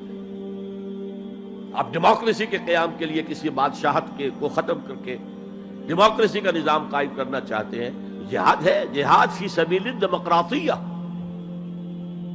جہاد for the cause of democracy, جہاد فار دی کاز آف اشتراکیت۔ اسی معنی میں قرآن مشرکین مکہ کو بھی مجاہد قرار دیتا تھا، وہ تھے مجاہدین فی سبیل الشرک، جانے نہیں دے رہے تھے، کیا قربانیاں نہیں دے رہے تھے؟ وہ اپنے عقیدے کے لیے، اپنے نظریے کے لیے، اپنے نظام کے لیے جانے دے رہے تھے۔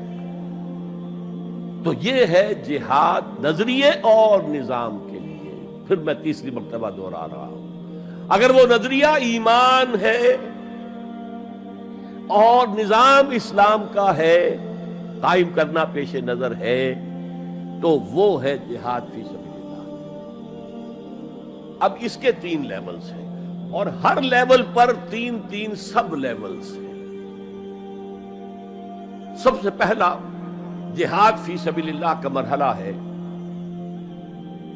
کہ ایمان دل میں آ گیا تو ایک کشاکش اندر شروع ہو جائے گی۔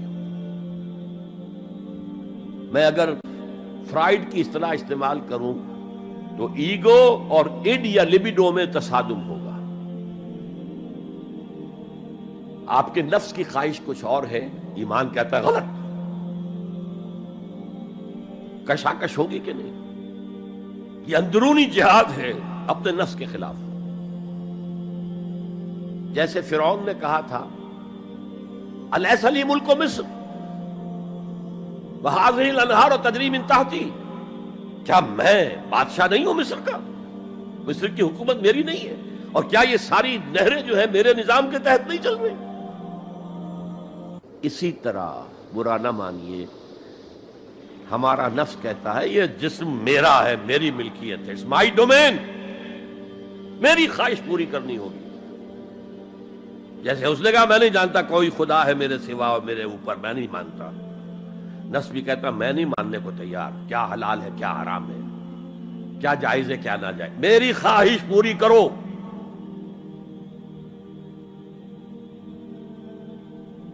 اس کے خلاف جہاد، یہ پہلی منزل کا جہاد ہے۔ اور آپ کو معلوم ہے 3 منزلہ عمارت ہے، تو بلند ترین تو ہے تیسری منزل، اہم ترین ہے پہلی منزل۔ پہلی منزل بنے گی تو دوسری بنے گی، دوسری ہوگی تو تیسری بنے گی نا۔ پہلی منزل یہ ہے اور اہم ترین یہ ہے۔ اسی لیے مولانا روم نے کہا نفس ماں ہم کم ترس فرعون نیست، میرا نفس بھی فرعون سے کم نہیں ہے، لیکن ایراعون نیست، اس کے پاس لاؤ لشکر تھا، اس نے زبان سے بھی کہہ دیا تھا انا ربکم الاعلی، میں ہوں خدا۔ میرا نفس بیچارہ اس کے پاس کوئی لاؤ لشکر نہیں، زبان سے تو یہ کچھ نہیں کہتا، اندر یہی کہتا میں بادشاہ ہوں اس وجود کا، میری مرضی پوری۔ تو اسٹرگل اگینسٹ دس بیسر سیلف، ایک سیلف ہے اونچی سیلف، خودی، انا، ایگو، اور ایک ہے یہ بیسر سیلف، یمانی جبلتیں جو اندھی بہری ہیں، جو حلال اور حرام سے انہیں کوئی غرض نہیں ہے، ان کے خلاف جہاد کرنا۔ آپ نے فرمایا صلی اللہ علیہ وسلم، المجاہد من جاہد نفسہ، اصل مجاہد وہ ہے جو اپنے نفس کے خلاف جہاد کر سکے۔ تمہارے اندر یہ دشمن تو بیٹھا ہوا ہے، تکڑا ہے، تمہیں کنٹرول کر رہا، چلے آؤ باہر کے دشمنوں سے جہاد کرنے کے لیے۔ تم نے ٹانگے کو گھوڑے کے آگے باندھ دیا۔ اور ایک دفعہ حضور سے پوچھا گیا، ای الجہاد افضل یا رسول اللہ، اے اللہ کے رسول سب سے افضل جہاد کون سا ہے؟ فرمایا ان تجاہد نفسک فی طاعت اللہ، اپنے نفس کے خلاف جہاد کرو، اسے اللہ کا مطیع کرو۔ یہ جو اندر کی کشمکش ہے، کشاکش ہے، یہ جہاد فی سبیل اللہ کا نقطہ آغاز، اللہ کا مطیع بنانا ہے نفس کو۔ اس کے ساتھ دو سب لیول اور ہیں۔ اس نفس کو بھڑکانے والی ایک قوت ہے انویزیبل، اور ویزیبل بھی ہے۔ انویزیبل قوت سب سے بڑی ابلیس، شیطان لعین، اور اس کے چیلے چاٹے جنات میں سے، اور ویزیبل میں انسانوں میں جو اس کے ایجنٹ ہیں، جو فحاشی کو کلچر کا نام دے، یہ اس ابلیس کے چیلے ہیں۔ ان کے خلاف جہاد نہیں کریں گے آپ، اگر آپ ان کے خلاف ایگریسو ایٹیٹیوڈ اختیار نہیں کریں گے تو آپ ان کے دباؤ میں آ جائیں گے۔ ان الشیطان لکم عدوا فاتخذوہ عدوا، اے لوگوں یہ شیطان تمہارا دشمن ہے، اس کو اپنا دشمن سمجھو۔ وہ تمہیں سبز باغ دکھاتا ہے، بدی کو مزین کر کے دکھاتا ہے، اچھے اچھے نام اس کے رکھ دیتا ہے، اور تمہیں آمادہ کرتا ہے بدی کے ارتکاب پر۔ نہیں، وہ تمہارا دشمن ہے۔ افتتخذونہ وذریتہ اولیاء من دونی، تم مجھے چھوڑ کر اسے اور اس کے چیلے چانٹوں کو تم اپنا دوست بناتے ہو۔ نہیں، شیطان کے خلاف جنگ کرو۔ اور تیسرا اس پر سب لیول کیا ہے؟ معاشرہ اگر بگڑا ہوا ہے، اس کا عمومی رجحان برائی کی طرف ہے، تو سوشل پریشرز آپ کو ادھر دھکیلتے ہیں۔ جیسے کہ اگر کوئی موب جا رہا ہے تو اس کے ساتھ چلنا تو بہت آسان ہے، وہ خود ہی آپ کو دھکیلتا ہوا لے جائے گا۔ اس کے خلاف چلنا بہت مشکل کہا۔ ہو سکتا ہے آپ بڑی زور لگا کے 4 قدم آگے بڑھیں، پھر کوئی ریلا آئے 10 قدم پیچھے لے جائے۔ تب دو ہی راستے ہیں، زمانہ بات و سازت تو بعد زمانہ بے ساز۔ یا تو پیسو معاملہ ہے، زمانہ تمہارے ساتھ سازگاری نہیں کرتا، چھوڑو تم زمانے کے ساتھ سازگاری اختیار کر لو، چلو تم ادھر کو ہوا ہو جدھر کی۔ ایک یہ ہے کہ نہیں، زمانہ بات و سازت تو بعد زمانہ ستیس۔ زمانہ اگر تمہارے ساتھ سازگاری نہیں کر رہا تو زمانے سے جنگ کرو، لڑو، ریزسٹ کرو۔ تو 3 جہاد ہو گئے فرسٹ لیول کے، 3 سب لیولز۔ نفس امارہ، اڈ، لیبیڈو، نفس حیوانی کے خلاف جہاد، اس کو بھڑکانے والے، وسوسہ اندازی کرنے والے، اس میں پھونکے مارنے والے، شیطان اور اس کی ذریت مانوی اور ذریت نسلی، جنات اور انسانوں میں جو اس کے ایجنٹ ہیں، ان کے خلاف جہاد، معاشرے کے خلاف ایک سٹرگل۔ اب یہ 3 جہاد آپ نے کر لیے، اللہ توفیق دے ہم میں سے ہر ایک کو۔ تو اب یہ جہاد آپ کے جسم سے باہر نکلے گا، خارج میں آئے گا۔ دوسری منزل ہے نظریاتی تصادم۔ اگر آپ نے ایمان کا نظریہ اختیار کیا ہے تو الحاد کا نظریہ رکھنے والے بھی موجود ہیں۔ آپ نے توحید کے نظریے کو اختیار کیا ہے تو مشرکانہ عقائد رکھنے والے بھی موجود ہیں۔ They are bound to resist۔ اس کے خلاف جہاد کرنا ہوگا، محنت کرنی ہوگی، اپنی بات کو دلائل سے ثابت کرنا ہوگا، اپنی بات کو اچھے انداز میں، حسن اسلوب سے لوگوں کے دلوں تک پہنچانا ہوگا۔ ظاہر بات ہے وقت لگے گا، جان کھپے گی، اور اگر آپ انتہائی سنسیئر ہیں، یہ آپ کا ایک لائف لانگ اور ہول ٹائم جو ہے آپ کی انگیجمنٹ ہوگی ہے. اینڈ ٹائم از منی. جہاد بالمال، جہاد بالنفس، یہ ہے دعوت و تبلیغ کہہ لیں اسے، اپنے نظریات کو پھیلانا کہہ لیں. آخر مارکسسٹ نے اپنے نظریات کو پھیلایا پہلے پیور فلسفی کی سطح پر، ٹاپ انٹلیکچوئلز کو دنیا کے انہیں پوزیس کیا. اس کے بعد ادب کے ذریعے سے، ڈراموں کے ذریعے سے، شاعری کے ذریعے سے، افسانوں کے ذریعے سے وہ فکر جو تھا، طبقاتی شعور، کلاس کانشسنس کا شعور پیدا کیا. اور ہوتے ہوتے یہاں تک کہ ریڑی والے کے زبان پر بھی لفظ آ گیا استحصال. اتنا ثقیل عربی لفظ، استحصال کر رہے ہیں. یہ سارا کام یوں ہی تو نہیں ہو گیا.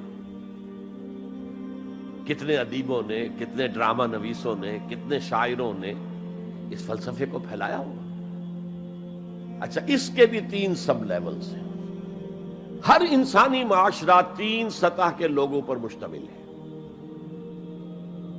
ایک انٹلیکچوئل مائنورٹی ہوتی ہے، انٹیلیجنسیا ہوتا ہے، یا جسے ایک اور اصطلاح میں کہتے ہیں brain trust of the society. They control direction and destination of the society. ہوتے ہیں مائنورٹی، مائنیوٹ مائنورٹی، لیکن ان کا اور پوری قوم کا جو باہمی رشتہ ہے وہ کیا ہے؟ جیسے یہ دماغ اور پورا جسم. میری ٹانگیں مجھے لے کر چل سکتی ہیں، دوڑ سکتی ہیں، اگرچہ اب میں دوڑ نہیں سکتا گھٹنوں کے آپریشن کے بعد، لیکن بہرحال دوڑا بھی کرتا تھا. لیکن کدھر جانا ہے اس کا فیصلہ یہاں ہوتا ہے. یہ صلاحیت ٹانگوں میں نہیں ہے. ہاں، یہاں سے فیصلہ ہو، دوڑو، دوڑیں گے. ہاتھ پکڑ سکتا ہے کسی چیز کو، کس کو پکڑے کس کو نہ پکڑے. ہو سکتا ہے کہ آپ نے ہاتھ بڑھا بھی دیا ہو، کسی کو لکڑی سوکھی سمجھ کر آپ جو ہے جنگل کے اندر سے ایندھن جمع کر رہے ہیں، اچانک آنکھ نے دیکھا وہ تو حرکت کر رہی ہے، فوراً اطلاع گئی، ارے یہ تو سانپ معلوم ہوتا ہے، یہاں سے حکم آیا ہاتھ کھینچ لو، فوراً کھینچ لیا. تو کنٹرول تو یہ کر رہا ہے نا. ماسز کسی معاشرے کی نہ ڈائریکشن معین کر سکتے ہیں، نہ اس کی ڈیسٹینیشن کا فیصلہ کر سکتے ہیں. یہ اس کا انٹیلیجنسیا ہے، یہ اس کا برین ٹرسٹ ہے، یہ اس کا انٹلیکچوئل ایلیٹ ہے. لہذا اس نظریاتی تصادم میں بھی پرائرٹی نمبر 1 وہ طبقہ ہے. اگر وہ آپ کے نظریات کے قائل نہیں ہوں گے، حامل نہیں ہوں گے، there can be no collective change in this society. افراد کچھ مل جائیں گے آپ کو، افراد کے اندر ہوتے ہیں جو قبول کر لیتے ہیں بس، لیکن معاشرہ ان کے کنٹرول میں. اور اس سطح کے لوگوں کو دعوت دینا، تبلیغ کرنا آسان کام نہیں. آپ کو دلیل سے بات کرنی ہوگی، آپ کو ان کے نظریات کا تجزیہ کرنا ہوگا، اس میں کتنا حصہ غلط ہے، کتنا صحیح ہے. ان کے دماغوں میں مارکسزم گھسا ہوا ہے، ان کے دماغوں میں فرائیڈزم گھسا ہوا ہے، ان کے دماغوں میں ڈاروینزم گھسا ہوا ہے، ان کے دماغوں میں لاجیکل پازیٹیوزم گھسا ہوا ہے. ہاں، کچھ لوگ رہے ہیں آئیڈیلسٹ بھی.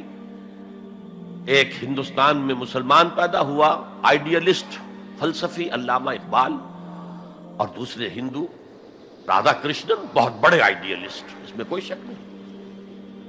اور ان کو اللہ نے لمبی عمر بھی دی، تو انہوں نے جو تصانیف فلسفے پر لکھی ہیں علامہ اقبال نہیں لکھ پائے. تو یہ جو طبقہ ہے یہ عام واعظ و نصیحت سے اثر قبول نہیں کرتا. Because there is a barrier in their minds, in their brains. You have to pierce through that barrier, and only then you can approach their hearts. ان کے دلوں تک رسائی نہیں ہو سکتی براہ راست جب تک کہ یہ خول جو ہے، یہ نظریاتی خول، اس کو پیئرس نہ کیا جائے. اور اس کو پیئرس کرنا آسان نہیں ہے. کچھ ذہین نوجوان، فطین نوجوان، اعلیٰ صلاحیتوں والے نوجوان اپنی پوری زندگی اسی کام کے لیے وقف کریں کہ ایک طرف ان جدید علوم و نظریات کو گہرائی میں اتر کر پڑھنا ہے اور سمجھنا ہے. جب تک آپ ان نظریات کو جانیں گے نہیں، نفی کیسے کریں گے؟ آپ کیسے آج تجزیہ کریں گے کہ اس میں یہ حصہ صحیح ہے یہ حصہ غلط ہے؟ اور دوسری طرف قرآن کی گہرائی میں غوطہ زنی کرنی ہے تاکہ ہدایت جو اللہ کی آئی ہوئی ہے اس کو آپ اچھی طرح سمجھیں، اور پھر اس نور کی روشنی میں پھر آپ لوگوں کو ان چیزوں کے خلاف متنبع کریں کہ اس میں یہ غلطی ہے، اس میں یہ غلطی ہے۔ اکنامکس کی یہ تھیوری غلط ہے، باطل ثابت ہو چکی ہے۔ ڈارونزم جو ہے وہ بایولوجی کے میدان میں شکست دیا جا چکا ہے۔ لیکن یہ کہ یہ تو کام کرنا جو ہے it's a life long affair. اب ظاہر بات ہے آپ کے علم میں شاید ہو کہ جب مارکس کتاب لکھ رہا تھا داس کیپیٹال تو اسے فاقے آ رہے تھے، اسے کچھ سپورٹ کرتا تھا اینجلز، لیکن یہ کہ کچھ عرصہ ایسے بھی ہوا ہے کہ وہ بھی سپورٹ نہیں کر سکتا، لیکن پھر اس کی کتاب نے دنیا کو پوزیس کیا ہے، اس کے فلسفے نے لوگوں کو اپنی گرفت میں لیا ہے، تبھی تو پھر انقلاب برپا ہوا۔ اسی طریقے سے جب تک کہ کچھ نوجوان اسے اپنا پوری زندگی کا کیریئر نہیں بنائیں گے، اس کا کوئی امکان نہیں ہے کہ اس طبقے میں آپ کوئی ڈینٹ بھی ڈال سکے۔ اور اگر یہ نہیں ہوگا تو society as a whole, the state as a whole will never accept any change. اس سے نیچے آئیے، عوام الناس، ان کے دماغ کلین سلیٹ کی طرح ہے، اس میں نہ کوئی خناس ڈارونزم کا بھرا ہوا ہے، نہ فرائیڈزم کا ہے، نہ مارکسزم کا ہے، کچھ بھی نہیں، کلین سلیٹ ہے۔ اس کو واعظ و نصیحت کے ذریعے سے ایسی بات جو از دل خیزت بر دل ریزت، دل سے اٹھے دل پہ اتر جائے، سادہ ترین زبان میں بھی بات کرو وہ قبول کریں گے، بس صرف اس کی ایک شرط ہے، آپ کا عمل بھی گواہی دے رہا ہو کہ آپ واقعی جو کہہ رہے ہیں اس پر خود بھی عمل کر رہا ہے۔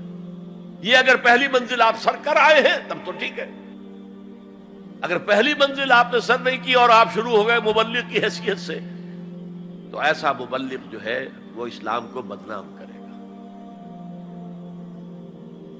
وَمَنْ أَحْسَنُ قَوْلًا مِّمَّنْ دَعَا إِلَى اللَّهِ وَعَمِلَ صَالِحًا وَقَالَ إِنَّهُ مِنَ الْمُسْلِمِينَ، اس شخص سے بہتر بات اور کس کی ہوگی جو اللہ کی طرف بلائے اور عمل نیک کرے اور کہے کہ میں بھی مسلمانوں میں سے ہوں، میں بھی کوئی بڑا اونچا آدمی نہیں ہوں، کوئی بہت اعلیٰ تم سے برتر نہیں ہوں، کہ خاص لیول پر جب انسان دینی اعتبار سے پہنچ جاتا ہے تو اب سب سے بڑا فتنہ جو لاحق اسے ہو سکتا ہے وہ تکبر کا ہے، دوسروں کو بنظر استحقار دیکھنا۔ اگر یہ نہیں ہے، سنسیریٹی کے ساتھ اپنے مخاطب کی خیر خواہی اس کے ساتھ آپ بات کر رہے ہیں، تو یہ ہے موعظہ حسنہ۔ یہ میں جو کچھ بیان کر رہا ہوں یہ سورہ نحل کی آیت، ادعو الی سبیل ربک بالحکمہ، یہ ٹاپ لیول کے اوپر حکمت سے، دانشمندی سے، اور حکمت کسے کہتے ہیں؟ عقل کا سفر فطرت کی رہنمائی میں، اس کا نتیجہ حکمت ہے۔ عقل خالص کا نتیجہ فلسفہ ہے، فلسفے کی منزل سکیپٹسزم ہے یا ایگنوسٹسزم ہے، لادریت ہے یا ارتیابیت ہے۔ ثم لم یرتابوا آج ہم نے پڑھا ہے، وہی ارتیابیت ہے۔ تھرڈ لیول ہے کہ ہر معاشرے کے اندر کچھ جنہیں ہم سمجھیں گے کہ گمراہ کن طبقات ہیں، گمراہ کرنے والے، ان کی تبلیغی سول سروس موجود ہوتی ہے، انہیں تنخواہیں ملتی ہیں اسی کی کہ وہ آپ کے نظریے کی نفی کریں اور اپنا نظریہ، اپنا عقیدہ پھیلائیں۔ یہ لوگ ادھار کھائے بیٹھے ہوتے ہیں، یہ سمجھنے کے موڈ میں کبھی نہیں ہوتے، ان کا تو انداز مناظرانہ ہوتا ہے، بس سمجھنا سمجھانا پیش نظر نہیں ہوتا۔ You have to meet them in their own elements۔ اگر نہیں کریں گے تو عوام الناس پر بہت برا اثر ہوگا۔ عوام الناس جو ہیں وہ تو پھر زیر اثر آ جائیں گے ان کے، جیسے کہ پادری فینڈر آیا تھا انڈیا میں، ابھی جب کہ ایسٹ انڈیا کمپنی کی حکومت شروع ہوئی تھی، کلکتے ہی سے انگریز شروع ہوئے تھے، کلکتے ہی سے مشنری ورک شروع ہوا تھا، وہیں پہلا پریس لگا تھا، وہیں اردو کی بائبل چھپی تھی، اور اس نے تمام مسلمان علماء سے مناظرے کیے، بنگال کے، بہار کے، یو پی کے، سب کو ہراتا ہوا، شکست دیتا ہوا دلی پہنچ گیا، اور دلی کی جامع مسجد کی سیڑھیوں پر کھڑے ہو کر اس نے اعلان کیا، اے مسلمانوں، میں وہاں سے یہاں تک آ گیا ہوں، تمہارا کوئی عالم میرا مقابلہ نہیں کر سکا۔ اس کی وجہ یہ کہ ہمارے علماء نہ بائبل پڑھتے تھے نہ تورات پڑھتے تھے، ان کا اصل سبجیکٹ تھا فقہ، اس لیے کہ انہیں سرکاری جو حکومت مسلمانوں کی تھی اس کے اندر قاضی اور مفتی کے عہدے اور قاضی اور خطیب جامع مسجد کے یہ عہدے تھے، تو سول سروس کے لیے جو نصاب بنا ہوا تھا وہاں اس میں قانون کی اہمیت تھی سب سے زیادہ، تو فقہ پڑھتے تھے، اور وہ لوگ تیار ہو کر آتے تھے پوری طرح عربی سے واقف ہے، قرآن سے واقف ہے، تو مقابلہ کیسے ہو؟ اور اگر اس وقت کوئی شخص مقابلے میں نہ آ سکتا، ایک تو عجیب بات نوٹ کیجئے کہ اس وقت اسلام اور توحید کا دفاع کرنے والا سب سے بڑا ایک ہندو تھا، راجا رام موہن رائے، آئینہ تثلیث اس نے کتاب لکھی ہے جس میں کہ ٹرینٹی جو عیسائیت کی بنیاد ہے اس کی نفی کی اور توحید کا اثبات کیا۔ بہرحال پادری فینڈر کے مقابلے میں کوئی اگر نہ آتا تو کیا اثر ہوتا علماء پر؟ ویسے ہمیں انگریزوں نے فتح کر لیا، ہمارے مذہب کو عیسائیوں نے فتح کر لیا، لیکن اللہ کا فضل ہوا، کرم ہوا، ضلع مظفر نگر کا ایک قصبہ کیرانہ ہے، مولانا رحمت اللہ کیرانوی رحمت اللہ علیہ، وہ میدان میں آئے، انہوں نے شکست فاش دی فینڈر کو، بھاگ گیا ہندوستان سے۔ تو یہ جدال اس کو قرآن کہتا ہے، مناظرہ نہیں، عام لفظ استعمال ہوتا ہے مناظرہ، قرآن کہتا ہے مجادلہ، لیکن اس کے لیے بھی کیا کہتا ہے؟ جدال بھی کرو تو خوبصورت طریقے سے، گالم گلوچ نہ کرو، لوگوں کی توہین نہ کرو، ان کے جھوٹے معبود ہیں تو انہیں گالیاں مت دو، شریفانہ انداز میں بات کرو۔ یہ تین لیولز دعوت کی۔ ظاہر بات ہے کہ اس طرح کے مناظرے کے لیے بھی اسپیشل ٹریننگ کی ضرورت ہوتی ہے۔ اگر آپ ان مذاہب کی گہرائی میں نہیں اترے ہوئے، ان کی تاریخ کی جو ہے پورا پس منظر آپ کو معلوم نہیں، ان کے اسکرپچرز کو آپ نے نہیں پڑھا ہے، تو آپ کیسے کریں گے مناظرہ؟ تو یہ تین سب لیولز ہیں دعوت و تبلیغ کے، جہاد کے، جس میں جان بھی لگتی ہے، مال بھی لگتا ہے۔ ایک ادعو الی سبیل ربک بالحکمہ for the elite, intellectual elite, والموعظۃ الحسنہ فار دی کامن ماسز، وجادلہم باللتی ہی احسن، اور جدال اور مجادلہ کرو ان کے ساتھ، لیکن بہت عمدہ طریقے سے، خوش اسلوبی سے، اس میں تہذیب ہونی چاہیے، شائستگی ہونی چاہیے، اگر وہ کہیں اس سے نیچے گر رہے تو مت گرنا۔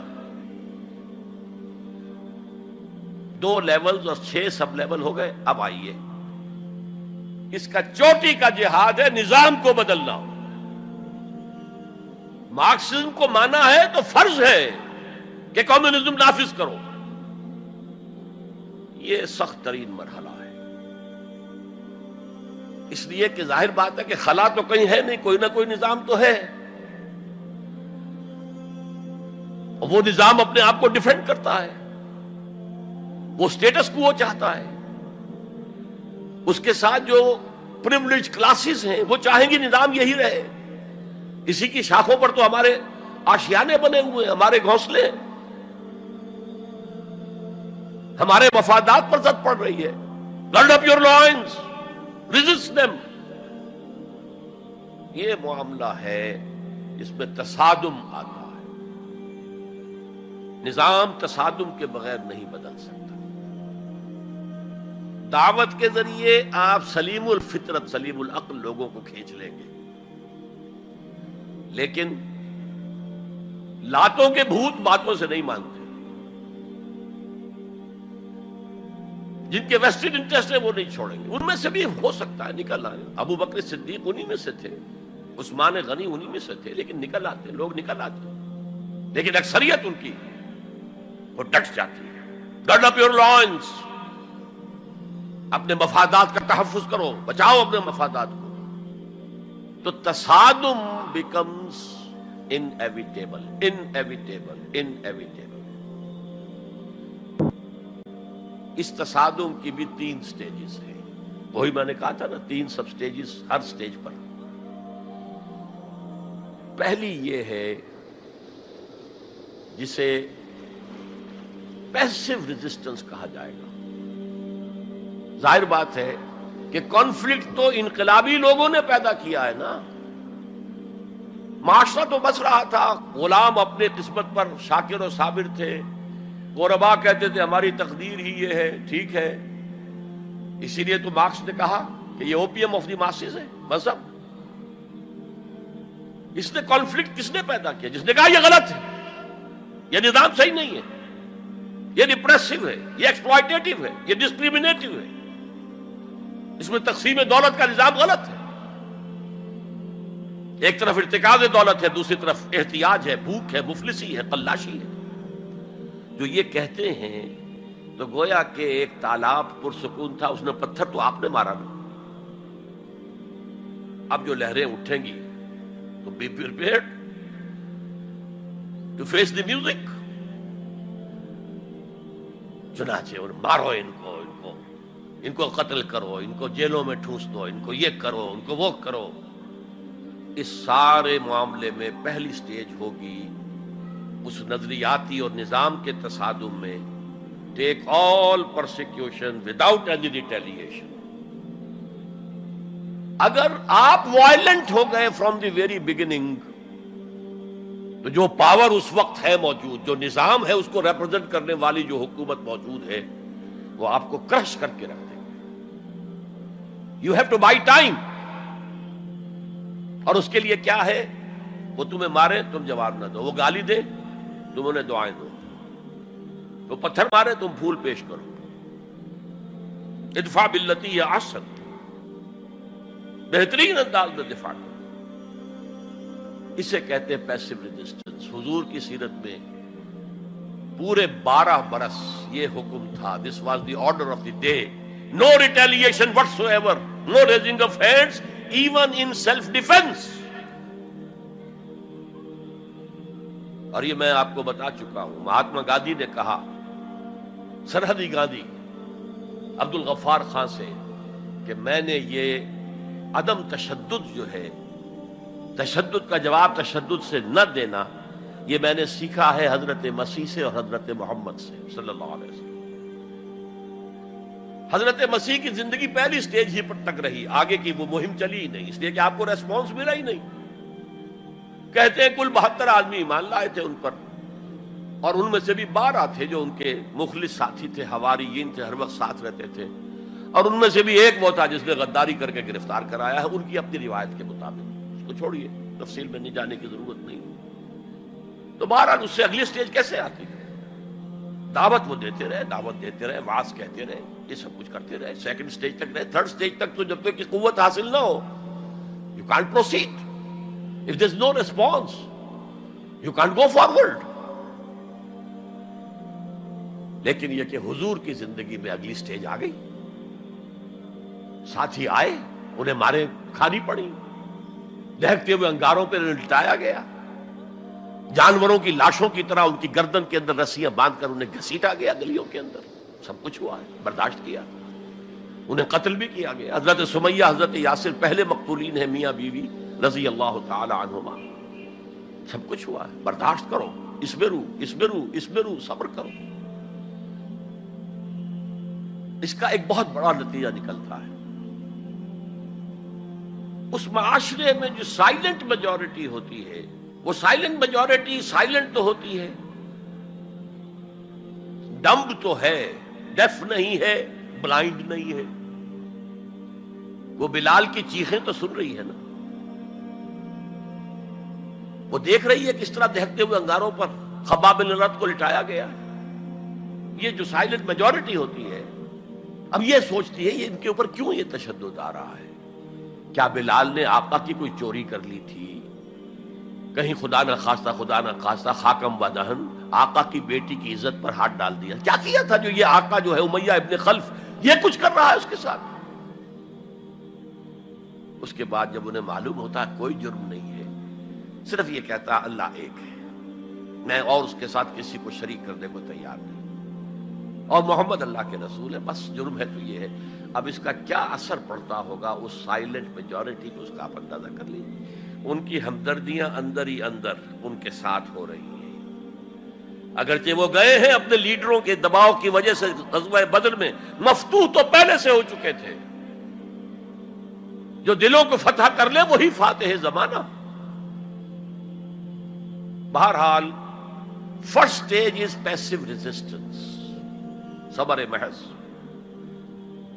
سیکنڈ، جب ذرا محسوس ہو ہمارے پاس طاقت ہے، we can risk a direct confrontation with the system، تو اس نظام کو کہیں سے چھیڑا جائے دکھتی رکھ کو. دیکھیے گاندھی جی کی موومنٹ میں عرض کر چکا ہوں، پہلے کیا تھا؟ Non violent, naan cooperation. کوئی جرم تو نہیں ہے، ہم نہیں پہنتے تمہارے کپڑے، کیا کوئی قانون ہے یہ؟ لیکن سیکنڈ سٹیج کیا آئی؟ یہ چھیڑنا تھا اس کو. نان وائلنٹ سول ڈس اوبیڈینس. ہم پرماتما کے سمندر سے پرماتما کا بنایا ہوا نمک لینے جا رہے ہیں، ہم نے تو کسی کو کچھ نہیں کہا. But it amounted to challenging the taxation policy of British India. اب لاٹھیاں پڑی ہیں، جیلوں میں ٹھوسے گئے ہیں، سب کچھ ہوا، برداشت کیا ہے، کھڑے رہے ہیں، مضبوط رہے. تو یہ سٹیج آتی ہے جب یہ سمجھا جائے کہ ہاں اب طاقت ہے ہمارے پاس. We can risk a direct confrontation with the system. اس میں حضور نے کیا کیا تھا؟ مدینے میں جا کر آپ نے 6 مہینے لگائے تھے، 3 کام جن سے کہ اپنی پوزیشن کنسالیڈیٹ کی مدینے میں. کنسٹرکشن آف دی ماسک، وہ مرکز بن گیا، وہی حکومت، وہی دار الشورا، وہی تزکیے کی جگہ، وہی نماز کی جگہ، سب کچھ وہی تھا. دوسرے، ایک انصاری ایک مہاجر، بھائی بھائی، تاکہ یہ 2 فیکشنز علیحدہ علیحدہ نہ رہیں، انٹیگریٹ ہو جائیں. اور ایک جو 3 قبیلے یہود کے موجود تھے ان کو جکڑ لیا ایک میثاق میں، معاہدے میں، میثاق Medina, joint defence of Medina, pact for the joint defence of Medina. اگر مدینے میں باہر سے حملہ ہوا تو ہم سب مل کر ایک امت کی حیثیت سے دفاع کریں. اس کے بعد آپ نے چھوٹے چھوٹے چھاپا مار دستے بھیجنے شروع کر دیے.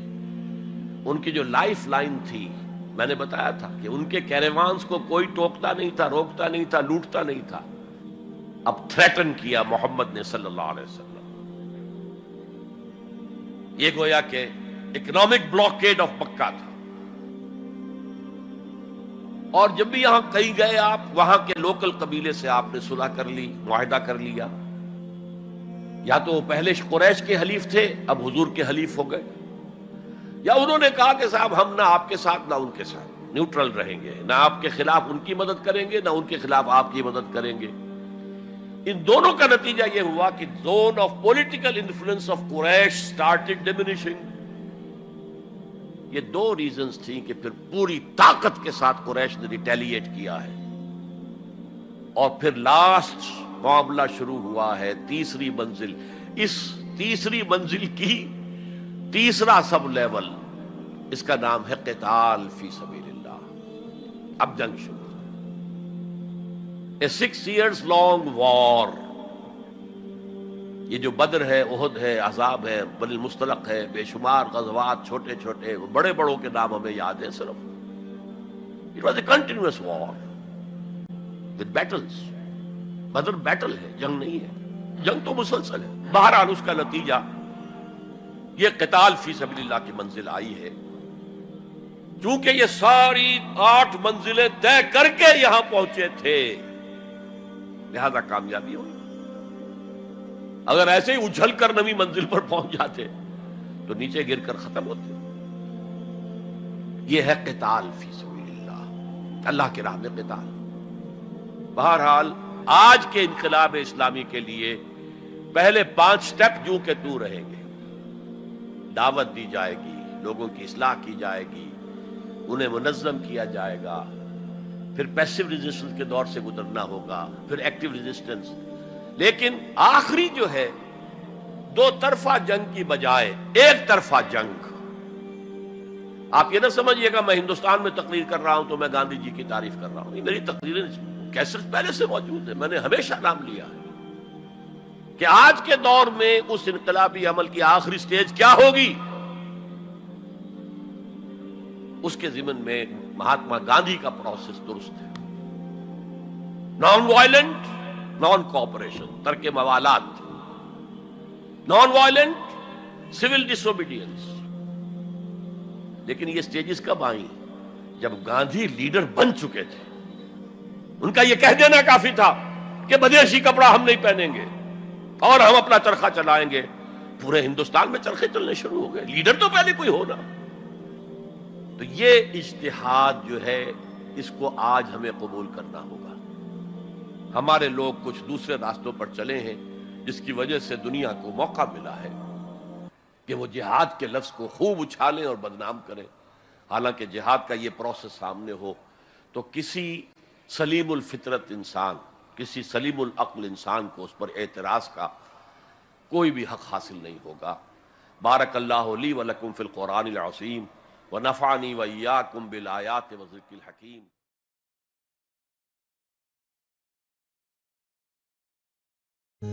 رب رب کر دے بڈھے ہو گئے اتے ملا پنڈت سارے، رب دا کھوج کھرا نہ لبا اتے نہ کیتے بئی نظارے.